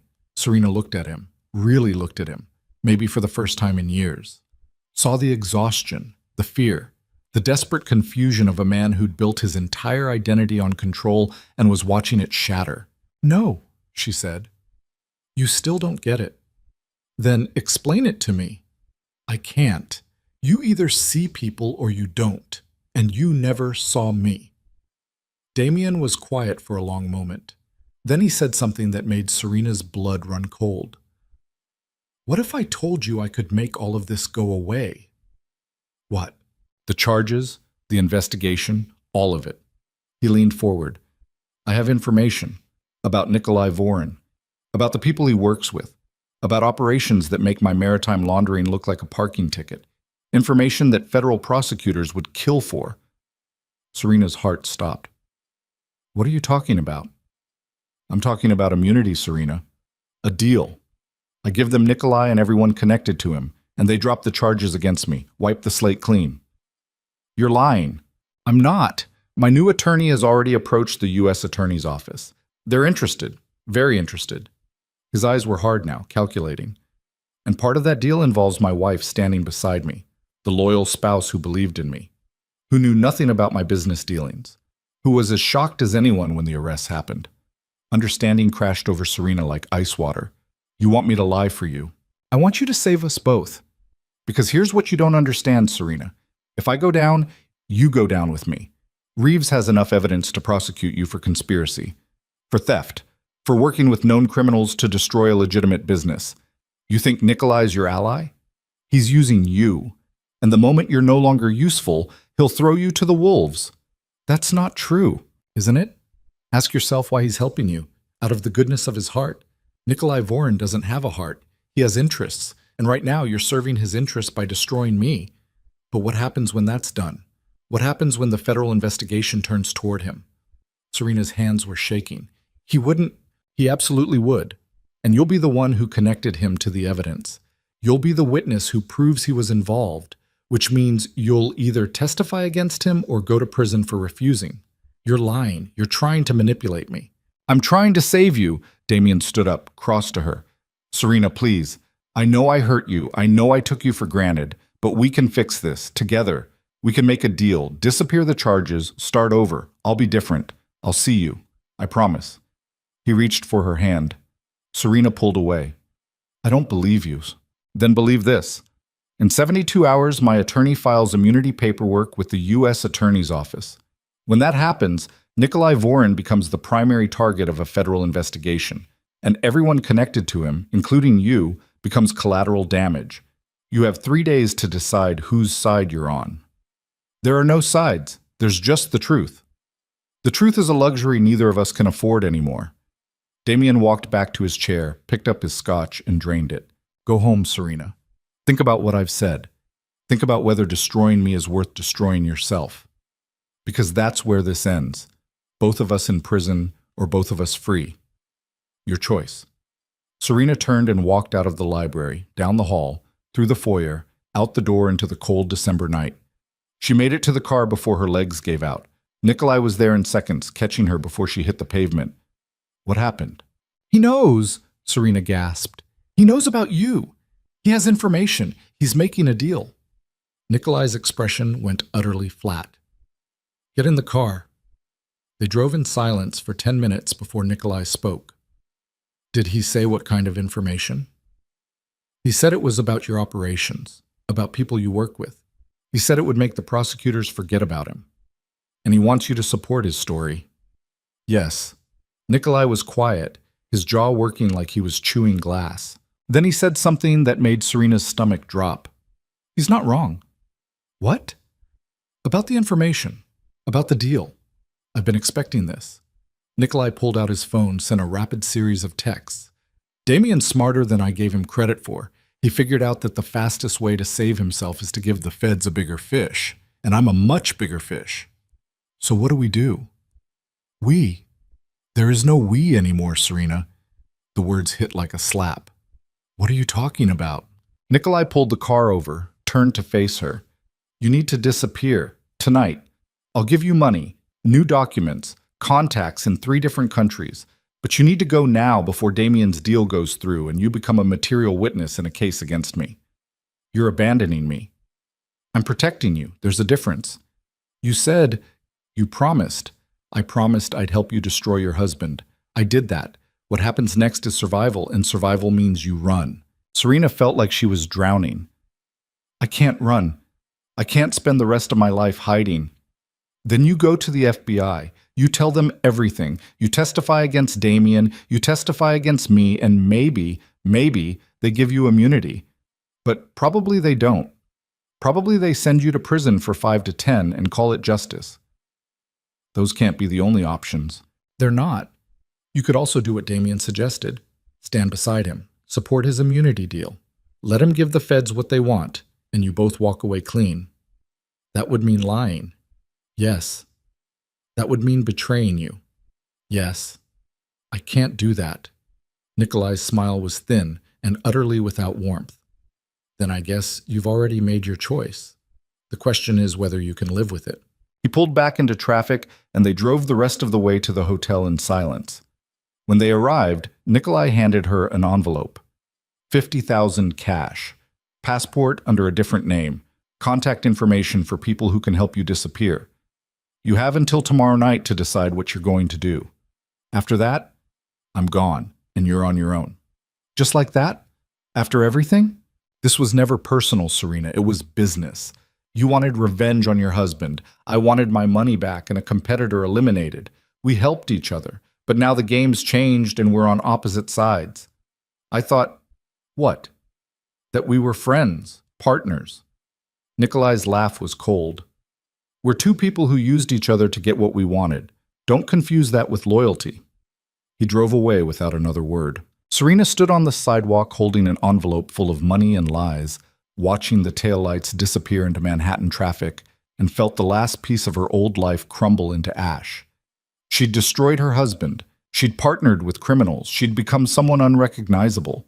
And now she was completely alone, with 3 impossible choices and less than 24 hours to decide which one would kill her slowest. Inside her hotel room, Serena pulled the wire from her bra and the camera from her necklace and threw them both in the trash. Then she pulled out the envelope Nikolai had given her and counted the money. $50,000. A passport that said her name was Catherine Mills, and a phone number written on a slip of paper. No explanation, just the number. Serena stared at it for a long time. Then she picked up her burner phone and dialed. It rang 3 times. A woman answered. Yes? Nikolai gave me this number. A pause. Are you the wife? I used to be. Where do you want to go? Serena looked around the hotel room. Expensive, anonymous, temporary. A place for people passing through, people with no anchor, no home. She thought about Damien's offer. Stand beside him, lie for him, walk away clean. She thought about Nikolai's offer. Run, disappear, become someone else. She thought about Vivian's offer. Testify, fight, hope for immunity that probably wouldn't come. 3 doors, all of them leading to different versions of hell. And then Serena thought about something else. About the woman who'd unlocked her husband's phone on an October afternoon and decided to stop being invisible. About the woman who'd walked into a restaurant and met with people who operated in darkness. About the woman who'd spent a month destroying an empire while smiling at charity luncheons. That woman hadn't run. That woman hadn't lied. That woman had walked directly into fire because she'd decided that being invisible was worse than being burned. Serena hung up the phone, dropped the passport in the trash with the surveillance equipment, and started planning something that would either save her or end her completely. Because she'd just realized something that changed everything. She didn't have to choose between Damien's deal, Nikolai's escape route, or the FBI's mercy. There was a 4th option. An option that would require her to become something even colder than what she'd already become. An option that would destroy everyone, Damien, Nikolai, maybe even herself. But it was the only option that ended with the truth. And Serena had spent 7 years living in lies. She was done. Outside, December snow began falling over Manhattan, covering the city in white lies, while Serena Hale sat in a hotel room and planned the kind of betrayal that would make what she'd already done look like mercy. The war wasn't over. It was just beginning. And this time, there would be no survivors. Serena called Naomi Mercer at 2 a.m. The federal investigator answered on the 4th ring, her voice thick with sleep and suspicion. This better be important. It is. I need to meet, now. A pause, the sound of sheets rustling. It's 2 a.m. I know what time it is. I also know Damien Vale is about to give you the biggest case of your career, and I'm the only person who can stop him from walking away clean. That got Naomi's attention. Where are you? The Whitmore Hotel, room 2317. I'll be there in 30 minutes. Don't talk to anyone. Don't leave. Don't do anything stupid. The line went dead. Serena sat on the edge of the bed, her hands shaking so badly she had to clench them into fists. Outside, snow was still falling over Manhattan, like the city was being erased one flake at a time. She'd spent the last 3 hours mapping it out. Every move, every consequence. Every way this could end with her in prison or dead or worse. But there was one path through. One narrow, vicious path that required her to become something she'd never been before. Not invisible, not decorative, not even cold. Something that could look at 3 different kinds of destruction and choose all of them simultaneously. Naomi arrived in 26 minutes, wearing jeans and an FBI jacket over what looked like pajamas, her hair pulled back in a messy knot. She had the exhausted intensity of someone who'd been working a case nonstop and was surviving on coffee and rage. "Talk," she said, not bothering with pleasantries. Serena handed her the recordings from The Wire. Everything Damien said tonight, including his plan to offer you Nikolai Vorin in exchange for immunity. Naomi plugged the device into her laptop, pulled on headphones, and listened. Serena watched her face change as the recording played. Watched realization hit. Watched the predatory focus of a federal investigator who'd just been handed ammunition. When it finished, Naomi pulled off the headphones. Son of a bitch. He's going to make the deal, isn't he? Not if I can help it. But he's right about one thing. Nikolai Vorin is a bigger target.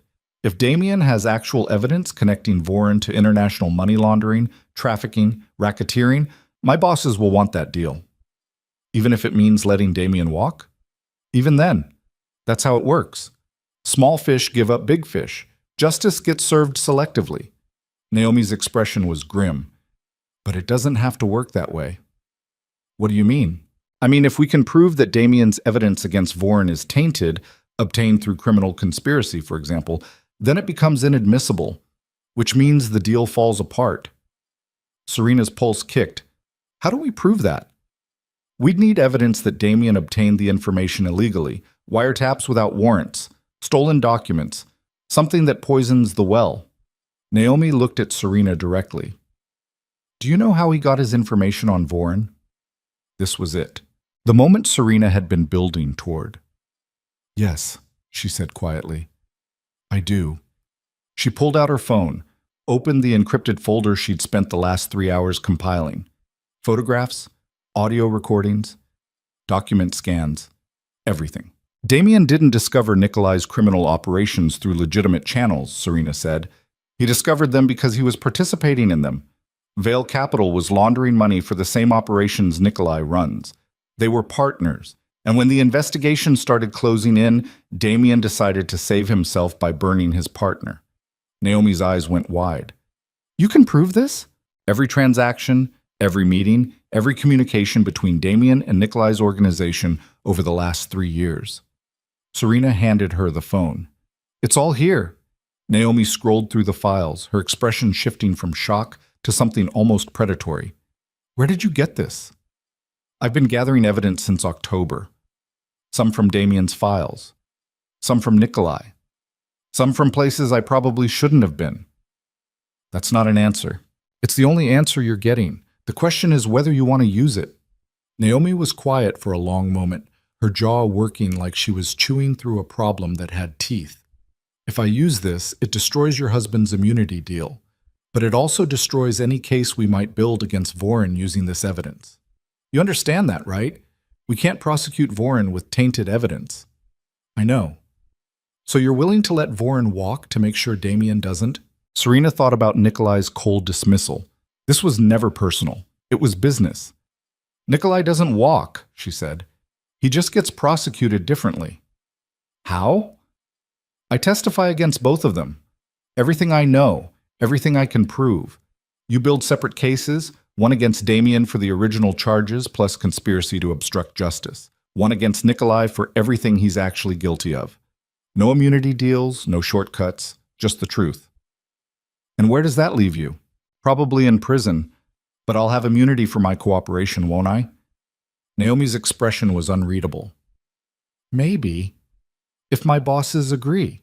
If you're credible. If you don't get torn apart on cross-examination by attorneys who specialize in destroying witnesses. Then I'll survive the cross-examination. You sound very sure of yourself. I'm not sure of anything, but I know I can't live the rest of my life running or lying or pretending I didn't do what I did. Serena's voice was steady, cold. I destroyed my husband's life.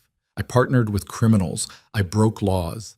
And now I'm going to stand in front of a court and admit all of it, and hope that telling the truth is enough to keep me out of prison. Naomi studied her for a long moment. You know what you're doing, right?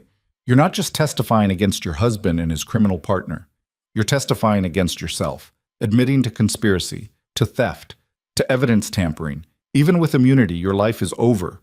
Your reputation, your privacy, everything. The media will eat you alive. I know. Then why? The same question Damien had asked, the same question Serena had been asking herself for weeks. Because being invisible was worse, she said simply. Naomi looked at her like she was seeing her clearly for the first time. Okay, she said, I'll take this to my supervisor in the morning. If he agrees, we move fast. Arrest warrants for both Damien and Nikolai before either of them can make a deal. Can you be ready to testify within 48 hours? Yes. And you understand there's no going back from this? The moment we arrest them, you become the key witness in 2 massive federal cases. Your life becomes a deposition. You'll spend months in court, in witness prep, in testimony. And at the end of it, if we win, you'll still be the woman who destroyed her husband and betrayed her criminal partner. That's your legacy. Serena thought about 7 years of being decorative, 7 years of invisibility, 7 years of living as someone else's idea of who she should be. Better than the alternative, she said. Naomi packed up her laptop. I'll call you by noon tomorrow. Don't leave the hotel. Don't contact Damien or Nikolai. Don't talk to anyone. And Serena? Yes?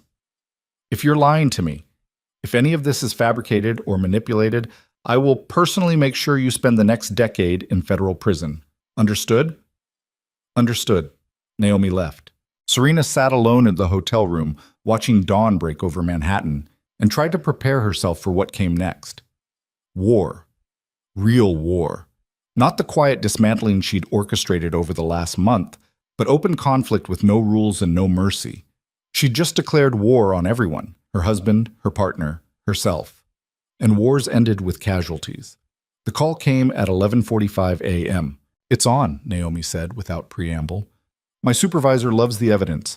Arrest warrants are being prepared for both Vale and Voren. We execute them simultaneously tomorrow morning at 6 a.m. I need you at the federal building by 4 to prep your testimony. Tomorrow? We move fast or they disappear. Damien's already spooked. Voren has resources we can't track. This is our only window. Serena's hands were shaking. Okay. And Serena? Bring everything. Every document, every recording, every piece of evidence you have. We're building these cases from the ground up, and you're the foundation. If you're not solid, the whole thing collapses. I'll be there. Naomi hung up. Serena sat on the bed, staring at her phone, trying to process the fact that in less than 24 hours, federal agents would be arresting the man she'd married and the man who'd helped her destroy him. And she would be the reason why. Her phone buzzed. Text from Vivian. Heard from Naomi. You're insane, also brave, also possibly suicidal. Call me. Serena didn't call. Instead, she spent the afternoon organizing evidence, printing documents, labeling recordings, building a timeline that would explain to a jury exactly how Damien Vale had gone from successful financier to money launderer to desperate criminal trying to save himself by destroying everyone around him. At 4 p.m., someone knocked on her door. Serena looked through the peephole, a young woman in a hotel uniform, holding an envelope. Delivery for Ms. Hale. Serena opened the door a crack, chain still latched. I didn't order anything. It was left at the front desk. They said it was urgent. The woman held up the envelope. Expensive paper. Serena's name written in handwriting she recognized immediately. Damien's. Serena took it, tipped the woman, and closed the door. Inside the envelope was a single page. Handwritten. Serena, I know what you're planning. I know you met with the FBI. I know you're going to testify against me. Please don't. Not because I'm asking for mercy I don't deserve, but because you need to understand what happens if you do this. The people Nikolai works with, the real players behind the money laundering operations. They don't accept losses. They don't forgive betrayal. And they don't care about federal protection. If you testify, you won't just destroy me. You'll paint a target on your back that will follow you for the rest of your life. I'm not trying to scare you. I'm trying to save you. There's still time to stop this, still time to walk away. We can both disappear. New identities, new country. I have resources the feds don't know about. I can get us both out. Meet me tonight. Midnight. The same place we got married, St. Catherine's Garden. Come alone. Give me one chance to explain why walking away is the only option that keeps you alive. Please, Serena, I'm begging you. D. Serena read the letter 3 times. Then she pulled out her burner phone and called Naomi. Damien just tried to contact me. He wants to meet tonight at midnight. Absolutely not. You stay away from him. He knows I'm testifying. He's trying to stop me. Even more reason to stay away. He's desperate, which makes him dangerous. Or it makes him vulnerable. What if I wear a wire? What if I get him to admit things on tape that strengthen your case? Serena, he's meeting me at the place where we got married. It's a public garden. I'll have agents positioned around the perimeter. He can't hurt me there. You're not law enforcement. You're a civilian witness. I can't authorize... You don't have to authorize it. I'm just telling you where I'll be at midnight. What you do with that information is up to you. Serena hung up before Naomi could respond. Then she sat down and wrote her own letter. Not to Damien, not to Nikolai, to herself. A record of what she was about to do and why.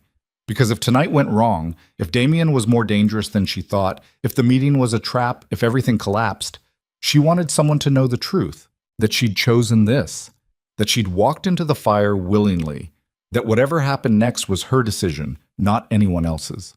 She sealed the letter in an envelope, wrote Vivian's name on it, and left it on the hotel desk with instructions for the front desk to deliver it if she didn't return by morning.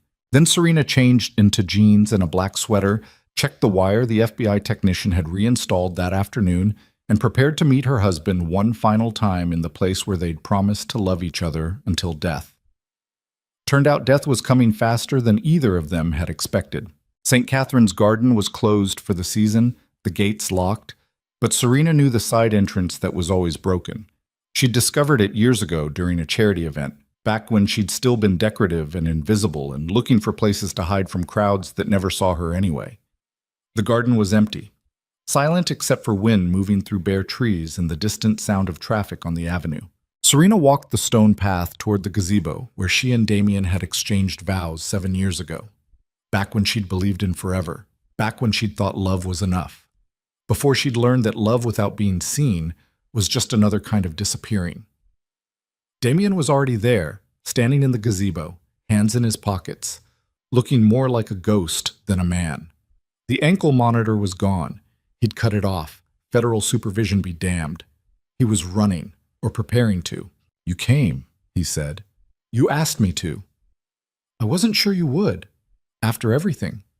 Serena stopped at the bottom of the gazebo steps, maintaining distance. Somewhere in the trees, FBI agents were positioning themselves.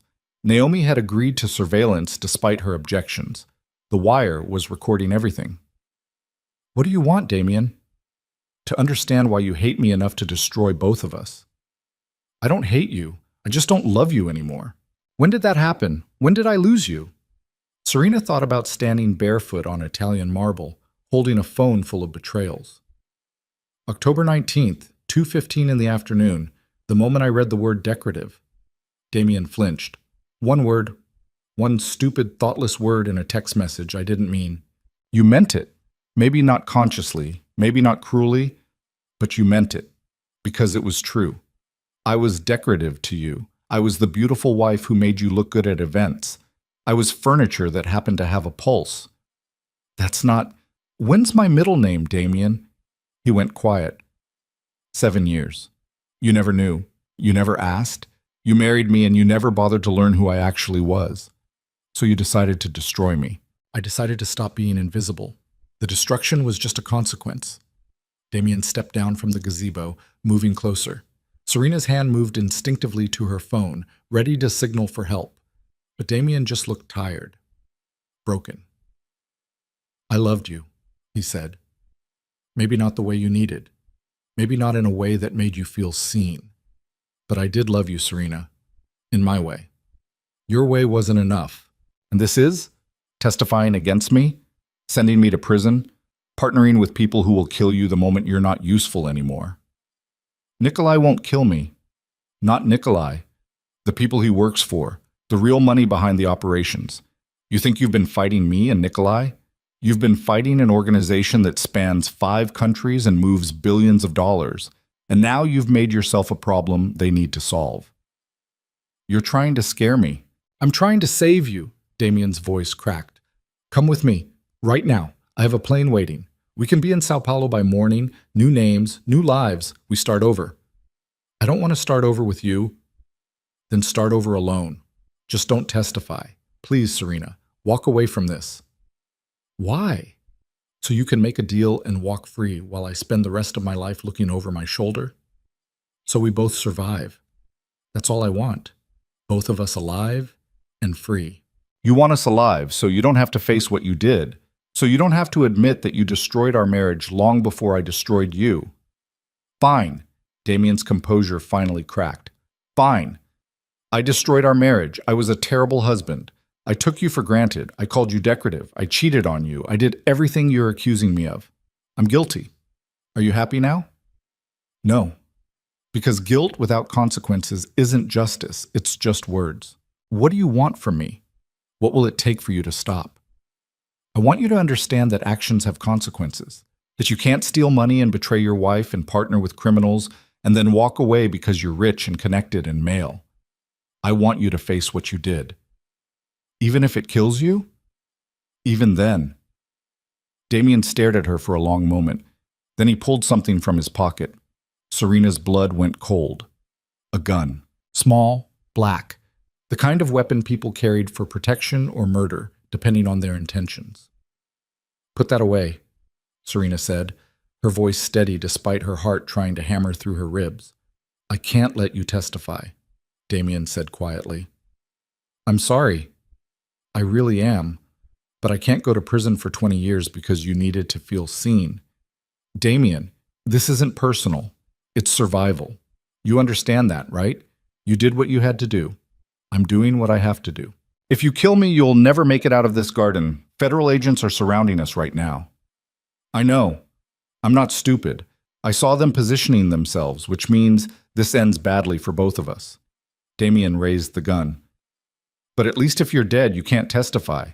At least I have a chance. Serena couldn't breathe. This was how it ended. Not in a courtroom, not with justice, just with violence in a garden where they'd once promised forever. You won't do it, she said. You're not a killer. Neither were you, until you became one. I never killed anyone. You killed me, Serena. You killed the man I was. You killed my reputation, my company, my future. So what's one more death? His finger moved to the trigger, and then someone else stepped out of the shadows. Nikolai. Moving fast and silent, his hand catching Damien's wrist before the gun could fire, twisting until the weapon clattered to the stone path. Damien screamed and swung wild. Nikolai dodged easily, drove a fist into Damien's solar plexus, then swept his legs and put him down hard on the ground. Federal agents materialized from the trees, weapons drawn, shouting commands. Gun on the ground! Hands where we can see them! Nikolai stepped back, hands raised, as agents swarmed Damien. Serena stood frozen, her mind struggling to process what had just happened. Damien had tried to kill her. Nikolai had saved her. Nothing made sense anymore. Naomi appeared beside Serena, checking her for injuries. You okay? Yes, I think so. That was insane. You could have died. But I didn't. Agents were hauling Damien to his feet, zip-tying his hands, reading him his rights. He looked at Serena with eyes that held nothing except hatred now.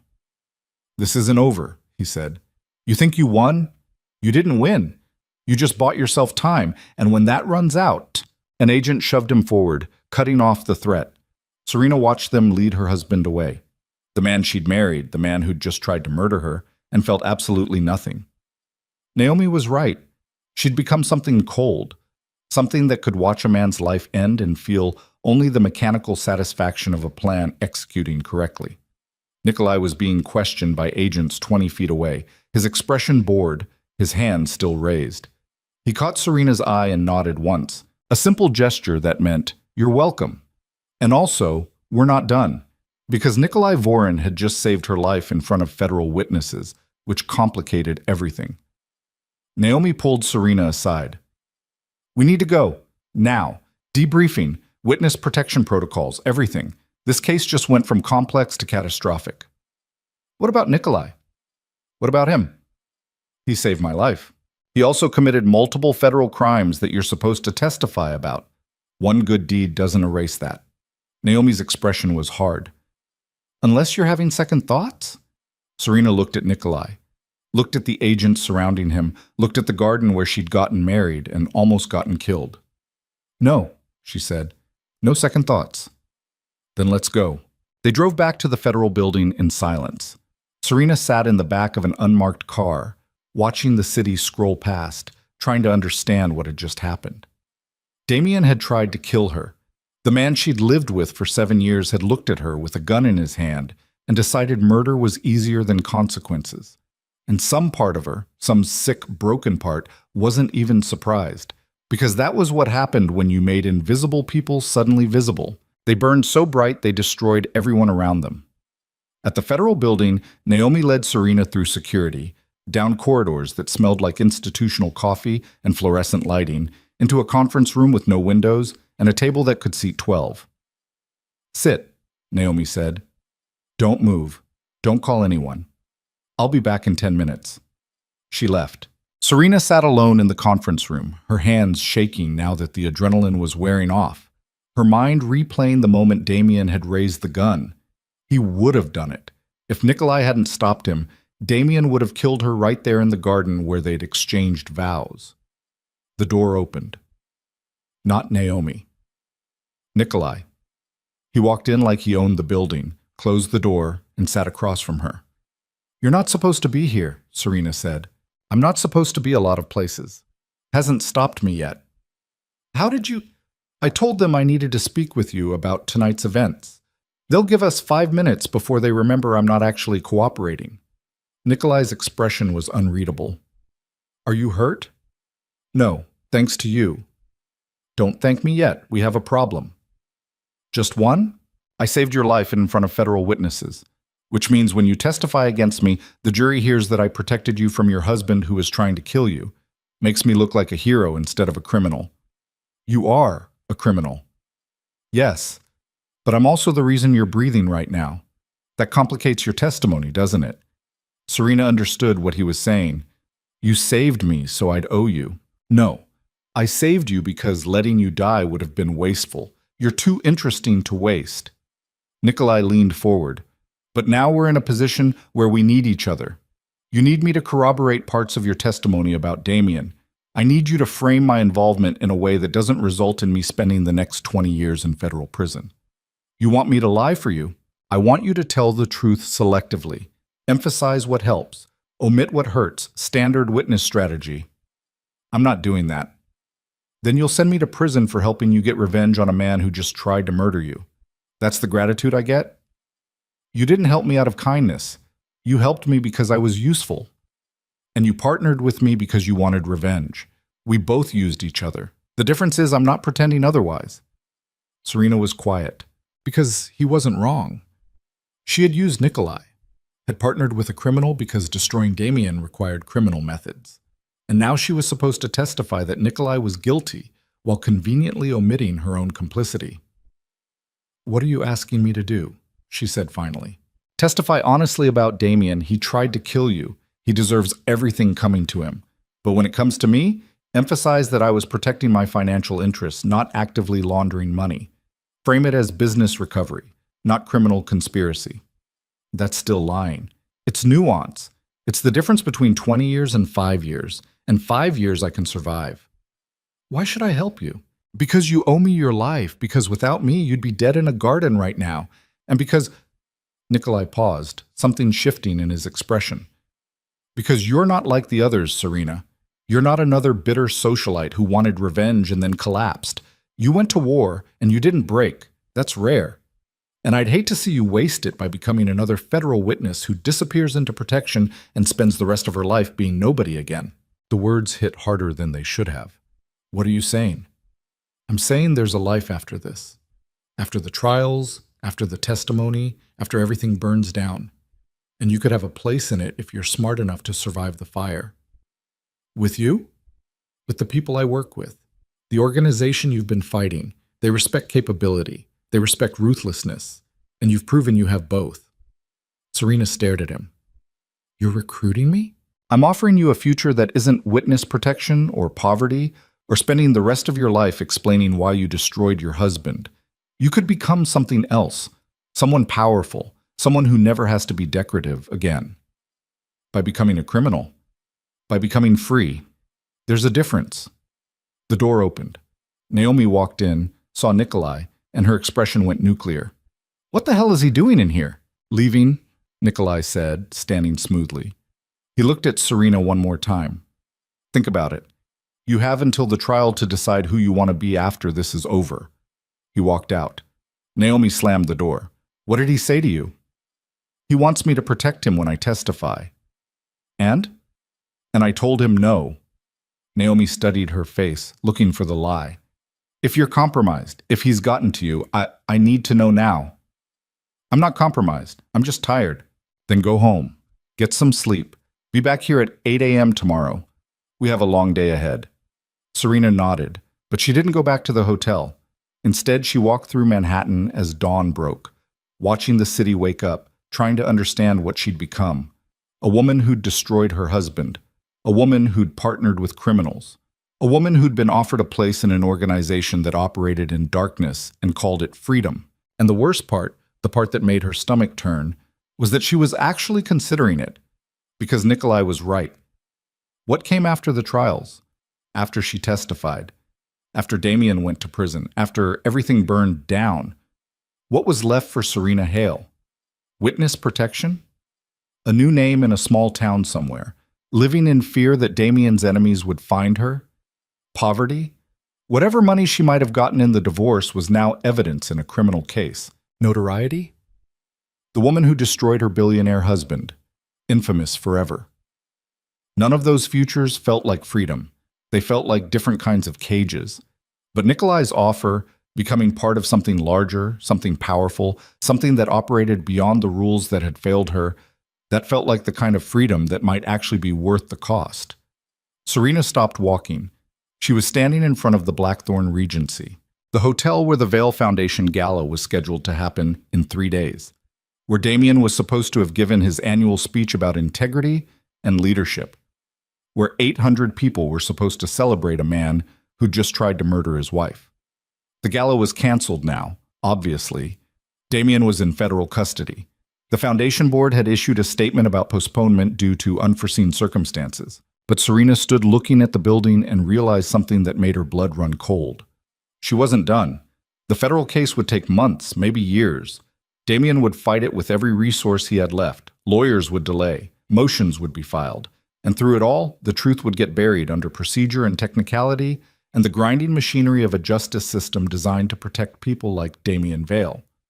But there was another kind of justice, the kind that happened in public, in front of cameras, in front of the same people who'd celebrated Damien for years. Serena pulled out her phone and called Vivian.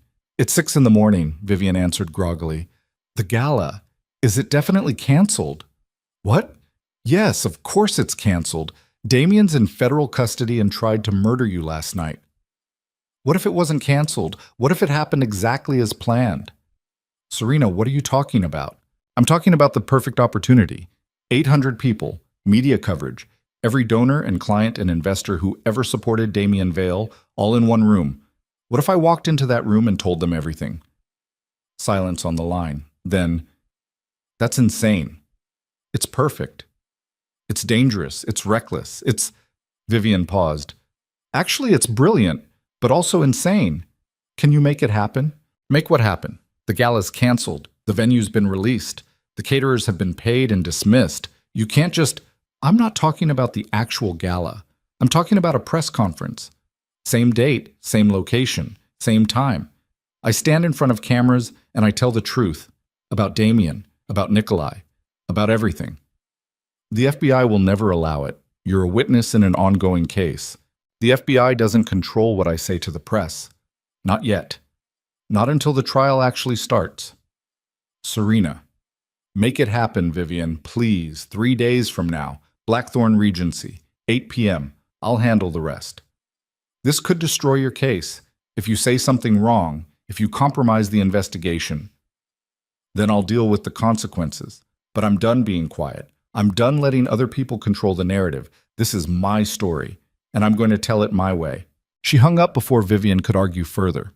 Then Serena stood in front of the Blackthorn Regency as the sun rose over Manhattan and began planning the final act.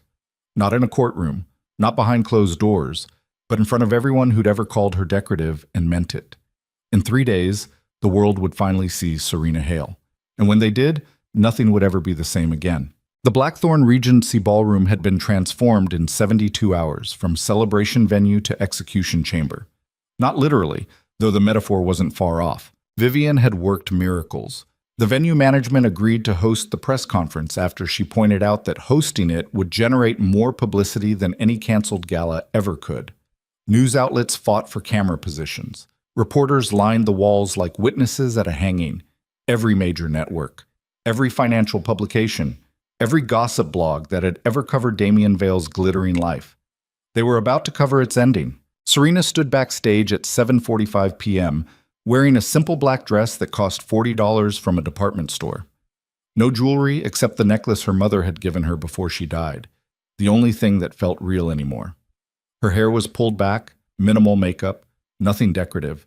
Just a woman preparing to burn down everything she'd ever been in front of 800 empty chairs and 2 million people watching via live stream. Vivian appeared beside her, tablet in hand, looking simultaneously proud and terrified. "Last chance to back out," she said. "FBI is already furious. Naomi called me 6 times in the last hour, threatening to charge you with obstruction. You do this, you might torpedo the entire federal case." "Then they'll have to build a better case," Serena said. "That's not how it works." "I don't care how it works. I care about the truth being told correctly." Vivian studied her face. "You've changed. Since that first meeting at Sorella, you were scared then, angry but scared. Now you're just cold?" "I was going to say clear, like you finally know exactly who you are." Serena looked at her reflection in a backstage mirror. The woman staring back was someone she barely recognized. Not the decorative wife, not the invisible woman. Someone harder. Someone who'd walked through fire and came out forged instead of burned. "I know what I'm not," Serena said. "That's close enough." At 7:58, the stage manager gave her the 2-minute warning. Serena walked to the wings, looking out at the ballroom. The chairs were empty. This wasn't that kind of event, but cameras covered every angle. Lights blazed. The podium stood center stage like an altar. This was where Damien was supposed to have given his annual speech about integrity and leadership and giving back. Instead, his wife was about to explain exactly what kind of man he actually was. The irony was almost beautiful.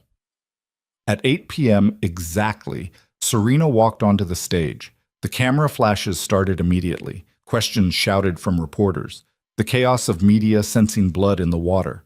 Serena stepped to the podium, adjusted the microphone, and waited. The noise slowly died. When the ballroom was silent except for breathing and camera shutters, Serena began. "My name is Serena Hale. 7 years ago, it was Serena Vale. Some of you know me as the wife of Damien Vale, currently in federal custody, awaiting trial on charges of money laundering, wire fraud, and racketeering. Some of you don't know me at all, which makes sense. I spent 7 years being invisible." Her voice was steady, cold, the voice of someone past fear. "I'm here tonight to tell you 3 things. First, my husband is guilty of every charge against him. I know because I found the evidence. I photographed documents from his private safe. I recorded conversations. I gathered transaction records that prove he was laundering money for criminal organizations through maritime shell corporations. Everything the federal government is charging him with is true, and I can prove it." Murmurs rippled through the press corps. Serena continued. "Second, I was not an innocent bystander. I knew what I was doing when I gathered that evidence. I knew it was illegal. I knew I was breaking into his property and stealing documents. I did it anyway because my husband was also guilty of betraying me with a woman named Celeste Arden, his executive assistant. I found messages, hotel reservations, years of lies, and one text message where he called me decorative." Her voice didn't crack, didn't waver. That word changed everything. Because it was true. I was decorative to him. I was the beautiful wife who stood beside him at events like this one, wearing expensive clothes and performing happiness while slowly disappearing inside a marriage that had stopped being real years before either of us admitted it. So yes, I destroyed my husband out of revenge. I partnered with people I shouldn't have trusted. I broke laws. And I'd do it again.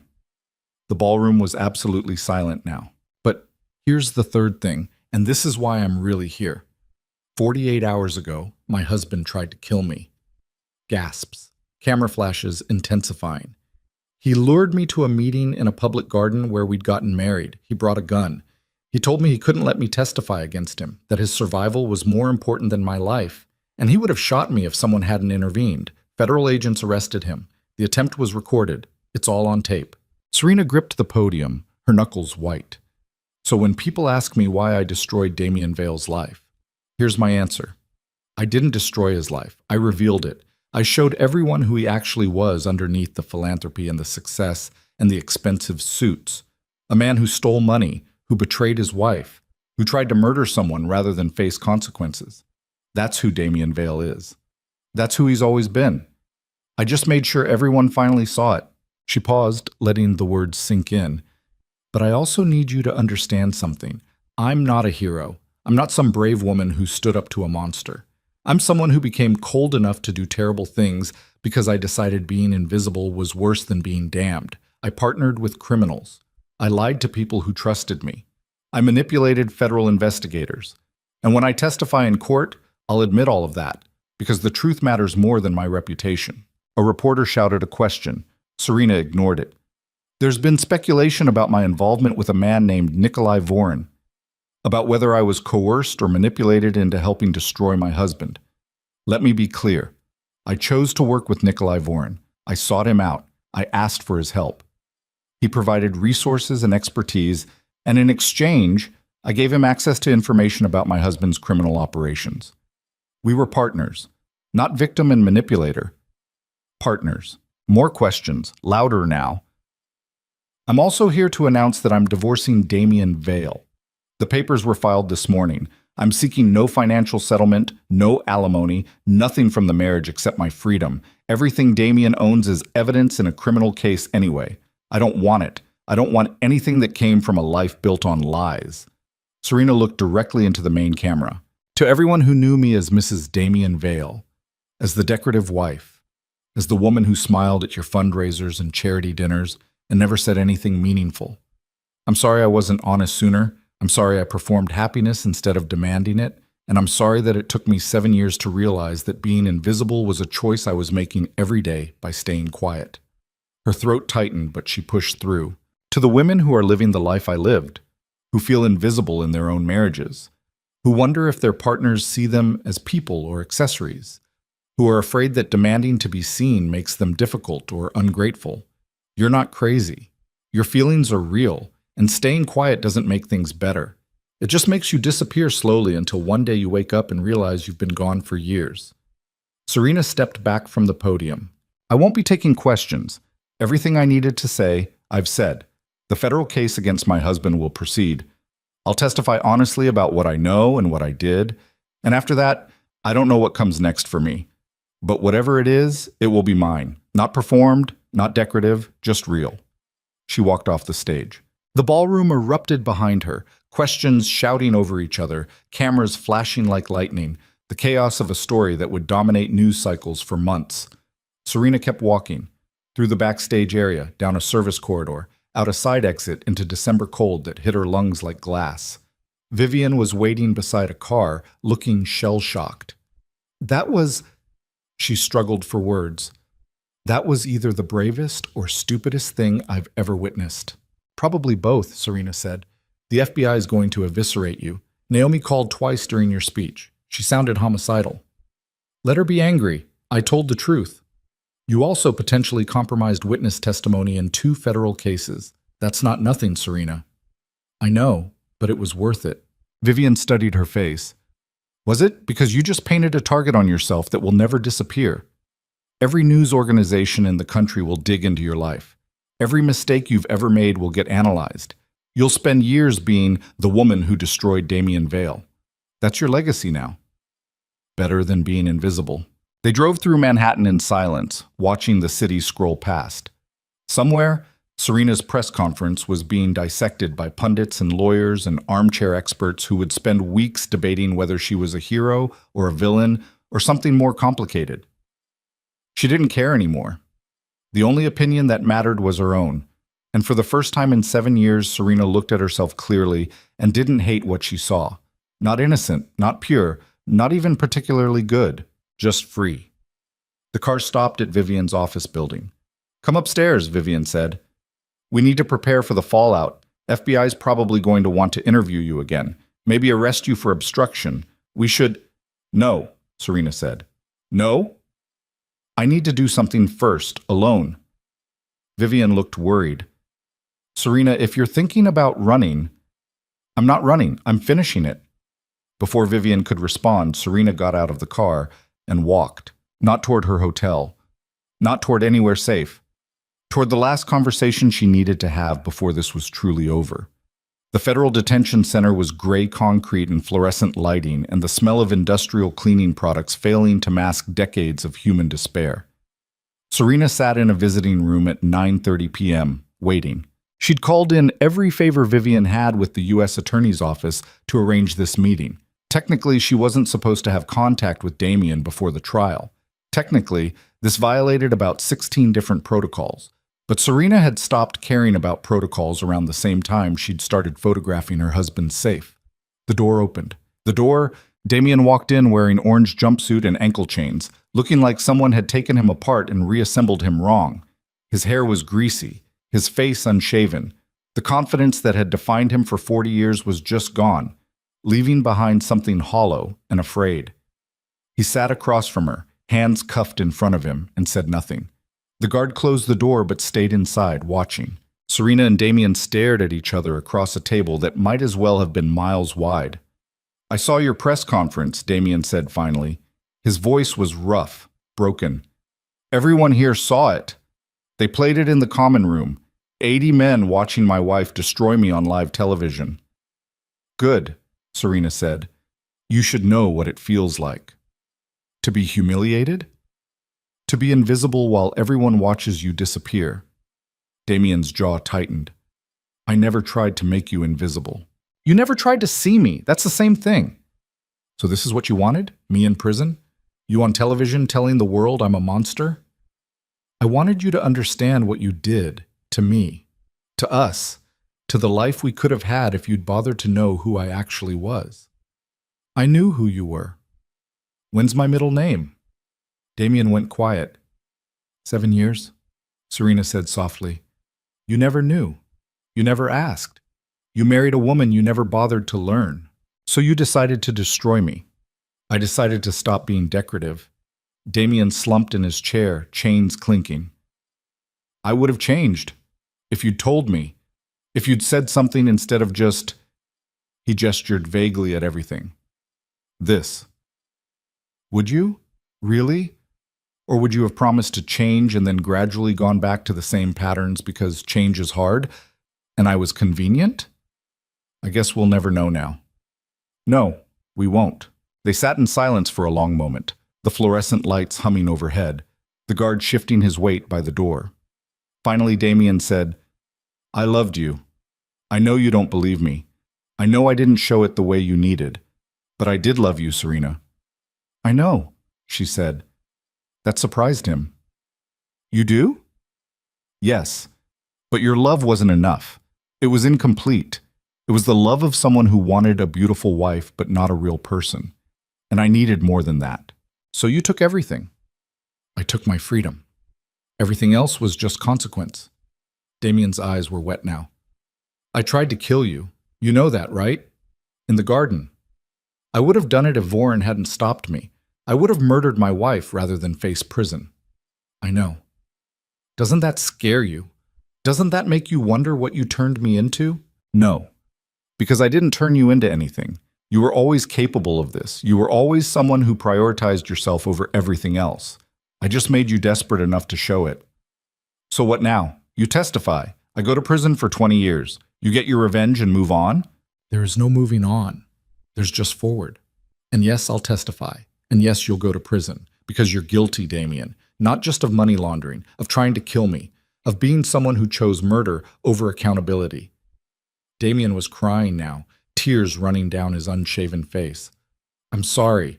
I know it doesn't mean anything. I know it's too late, but I'm sorry. Serena felt nothing looking at him, no satisfaction, no grief, no anger. Just the empty clarity of someone who'd burned down their whole life and was standing in the ashes examining what remained. I forgive you, she said. Damien's head snapped up. What? I forgive you.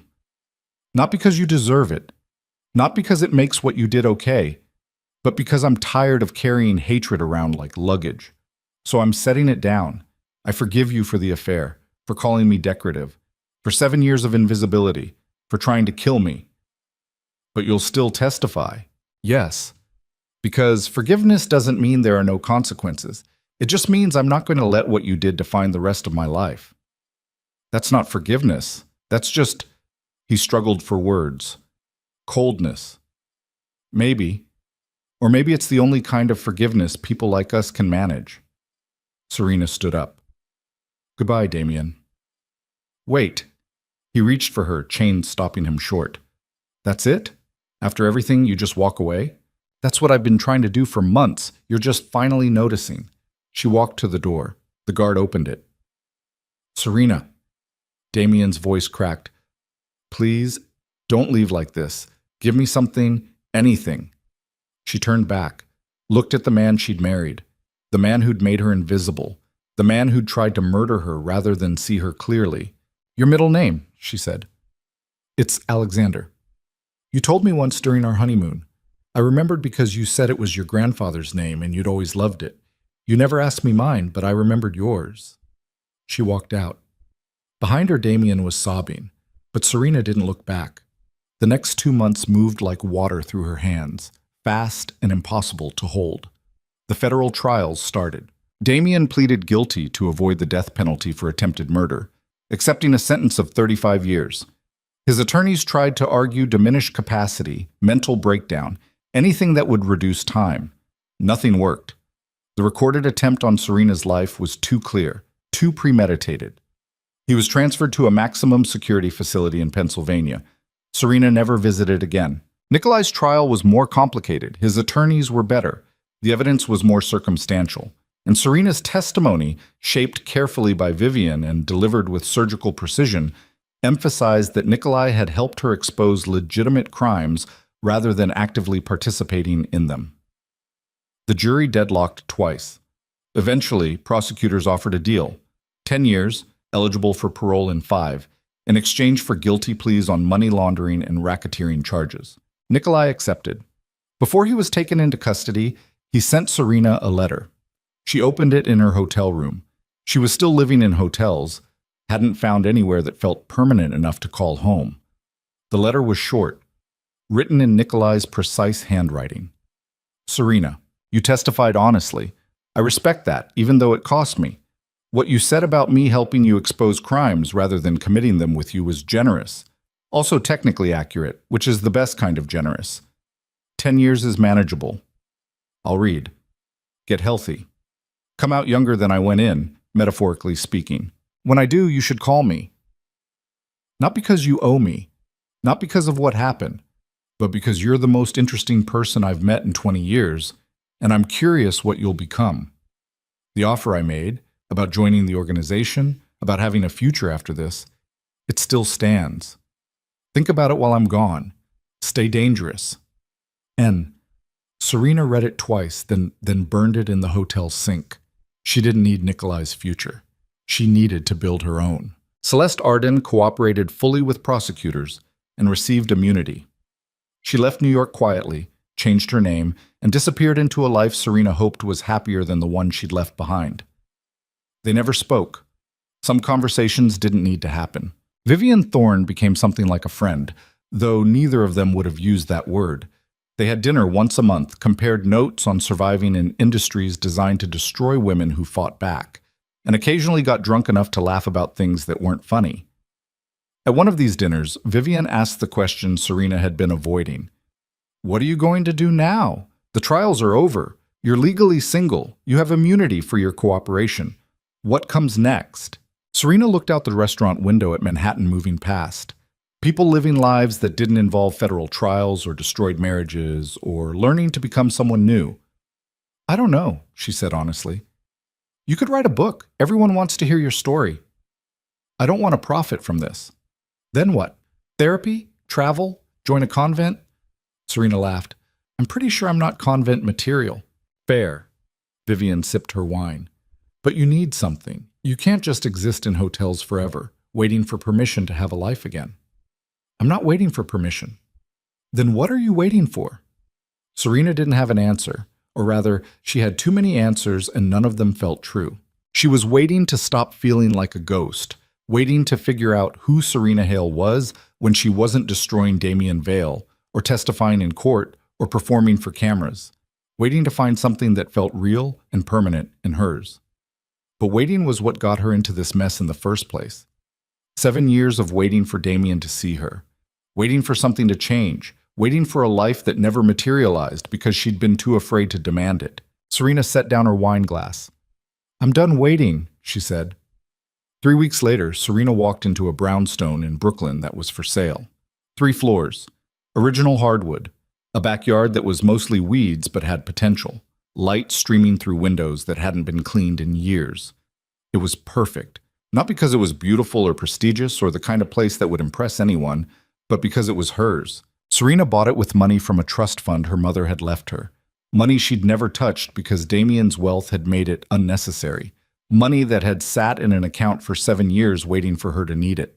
She spent 6 months renovating, ripping up carpet, painting walls, learning to use power tools from YouTube videos, getting blisters and paint in her hair and discovering that physical exhaustion felt better than the mental exhaustion of being invisible. When the house was finished, Serena stood in the living room surrounded by furniture she'd chosen herself and thought, this is home. Not the mansion on Wintermere Drive with its Italian marble and imported fixtures and rooms designed for performance.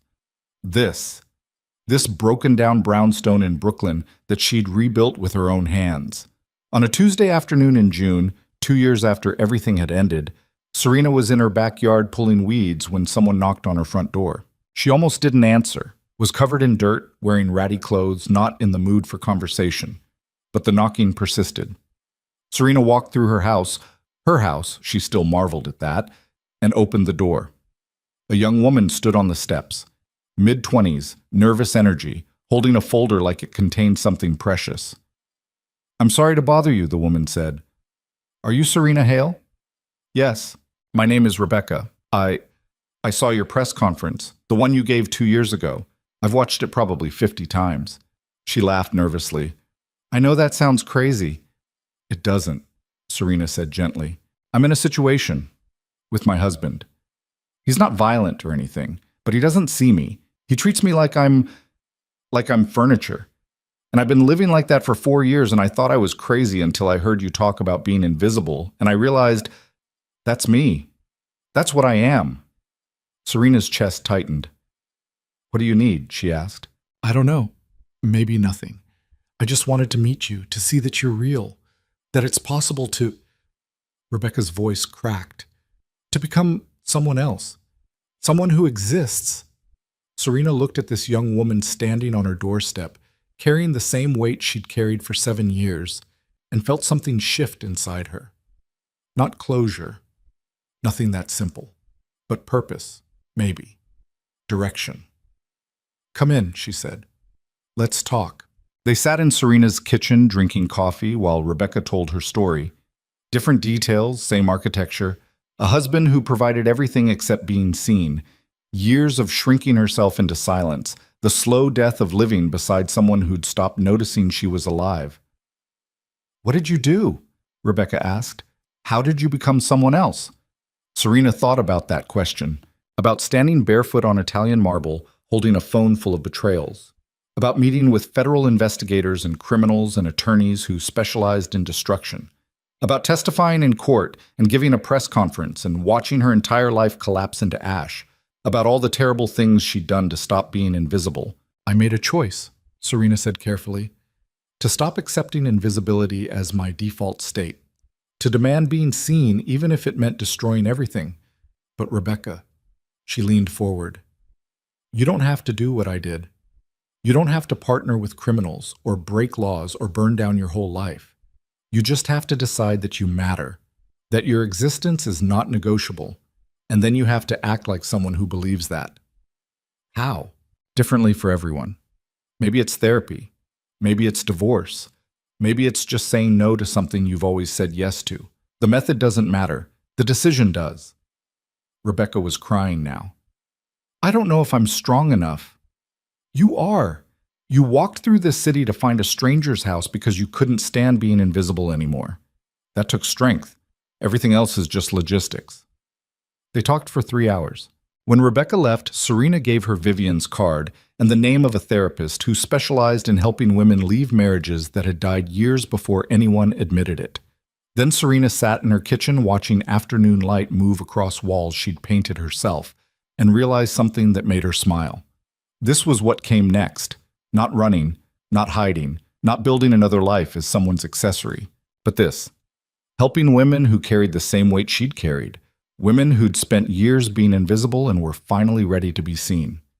Over the next year, Rebecca wasn't the only one who showed up at Serena's door. They came in ones and twos. Young and old, rich and struggling, women who'd seen the press conference or read articles or heard about Serena Hale through networks that existed in the spaces between official structures. Serena started meeting them at coffee shops instead of her house. Boundaries, her therapist emphasized, were important. She connected them with attorneys, therapists, financial advisors who specialized in helping women navigate divorce. Sometimes she just listened while they talked, offering the gift of being seen by someone who understood invisibility intimately. And slowly, carefully, Serena built something that looked like purpose. She started a foundation, small at first, funded by the trust from her mother and donations from women who'd survived similar stories. The foundation didn't have a clever name, just the Serena Hale Foundation for Women Escaping Financial Control and Domestic Invisibility. It provided legal support, financial literacy training, emergency funds, and something more valuable than any of those things. A network of women who understood what it meant to disappear inside a marriage and fight their way back to existing. The foundation grew slowly, steadily. Within 3 years, they'd helped 200 women leave marriages that had stopped being real. Some divorces were quiet, some were spectacular, none were easy, but all of them ended with women who'd been invisible finally being seen. On a cold November evening, 5 years after the press conference, Serena was working late in the foundation's office, a converted storefront in downtown Brooklyn, when someone knocked on the window. She looked up. A man stood outside, older than she remembered, gray hair, weathered face, Nikolai. Serena's breath caught. She walked to the door, unlocked it, let him in. "Hello, Serena," he said. "You're out early. Good behavior. Also, I have excellent lawyers." He looked around the office, desks, filing cabinets, photographs on the wall of women who'd graduated the program. "This is what you built." "Yes." "It's good. Better than joining my organization would have been." "I know." Nikolai smiled, that thin, dangerous smile she remembered. But it was softer now. Worn down by 5 years in prison, maybe. Or just time. "I didn't come to recruit you," he said. "I came to say thank you for testifying against you. For being honest. Most people in your position would have lied to save themselves. You didn't. That cost me, but I respected it." He pulled an envelope from his coat. "This is information about offshore accounts tied to domestic abuse networks. Money being moved to fund operations that trap women in countries where they have no legal recourse. I thought your foundation might want it." Serena took the envelope carefully. "Why are you giving me this?" "Because you're doing something that matters, and because I'm tired of being someone who only destroys things." Nikolai moved toward the door. "I won't contact you again. This is goodbye." "Wait." Serena stopped him. "What will you do now?" "Disappear. Retire. Become someone boring who runs a shipping company and doesn't launder money for international crime syndicates." He paused. "You were right, about forgiveness not meaning no consequences. I'm living those consequences, but I'm also living, which is more than I deserve.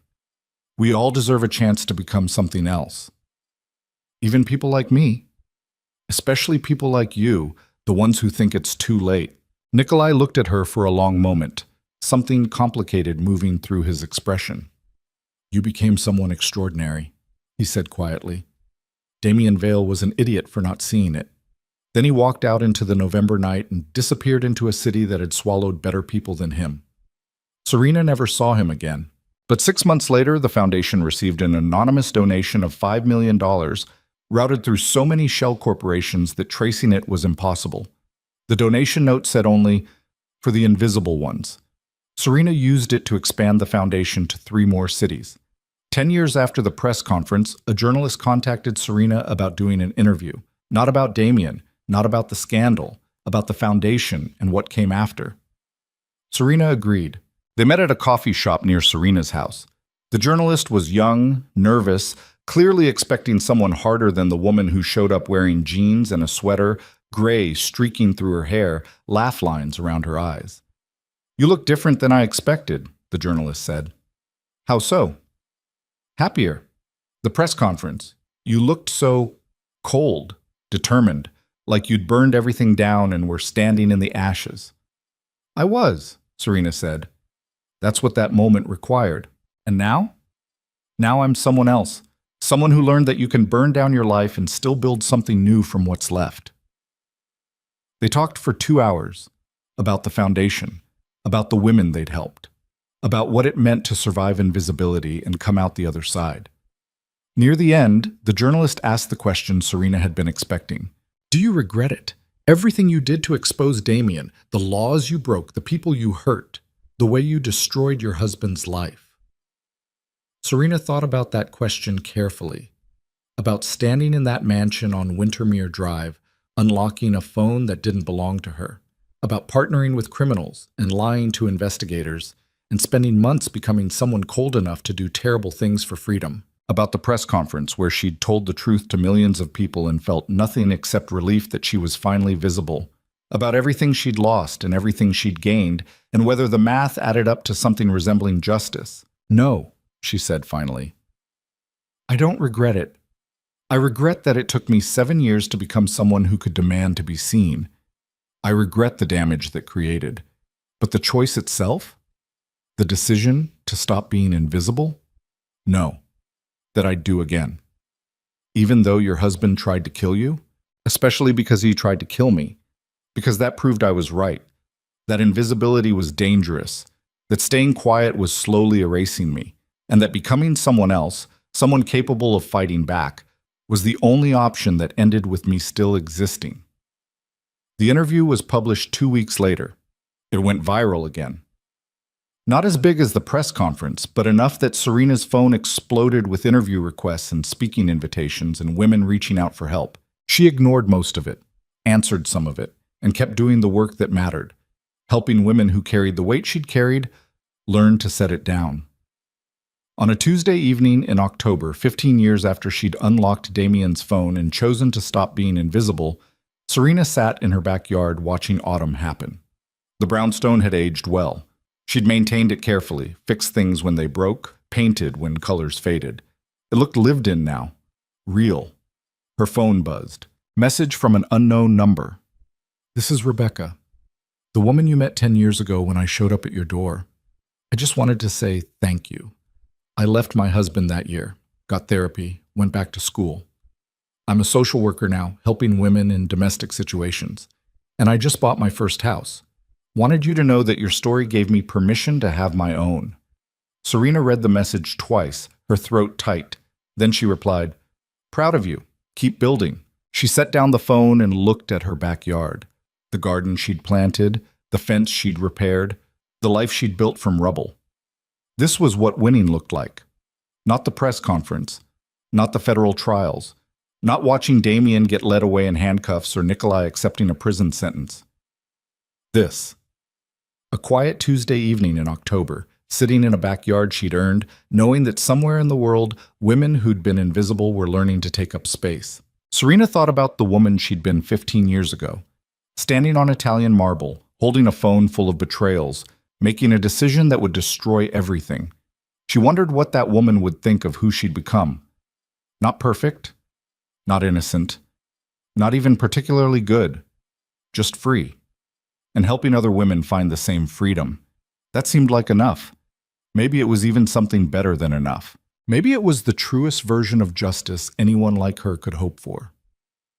Serena finished her coffee as the sun set over Brooklyn, painting the sky in shades of fire and ash, and felt something she hadn't felt in years. Not happiness exactly, but peace. The kind that comes from knowing you fought for yourself and survived. The kind that comes from becoming someone who exists loudly enough that nobody could ever call you decorative again. The kind that comes from learning that sometimes the only way to be seen is to burn down everything that kept you invisible and build something new from the flames. Serena Hale had burned down her life, and from the ashes she'd built something better.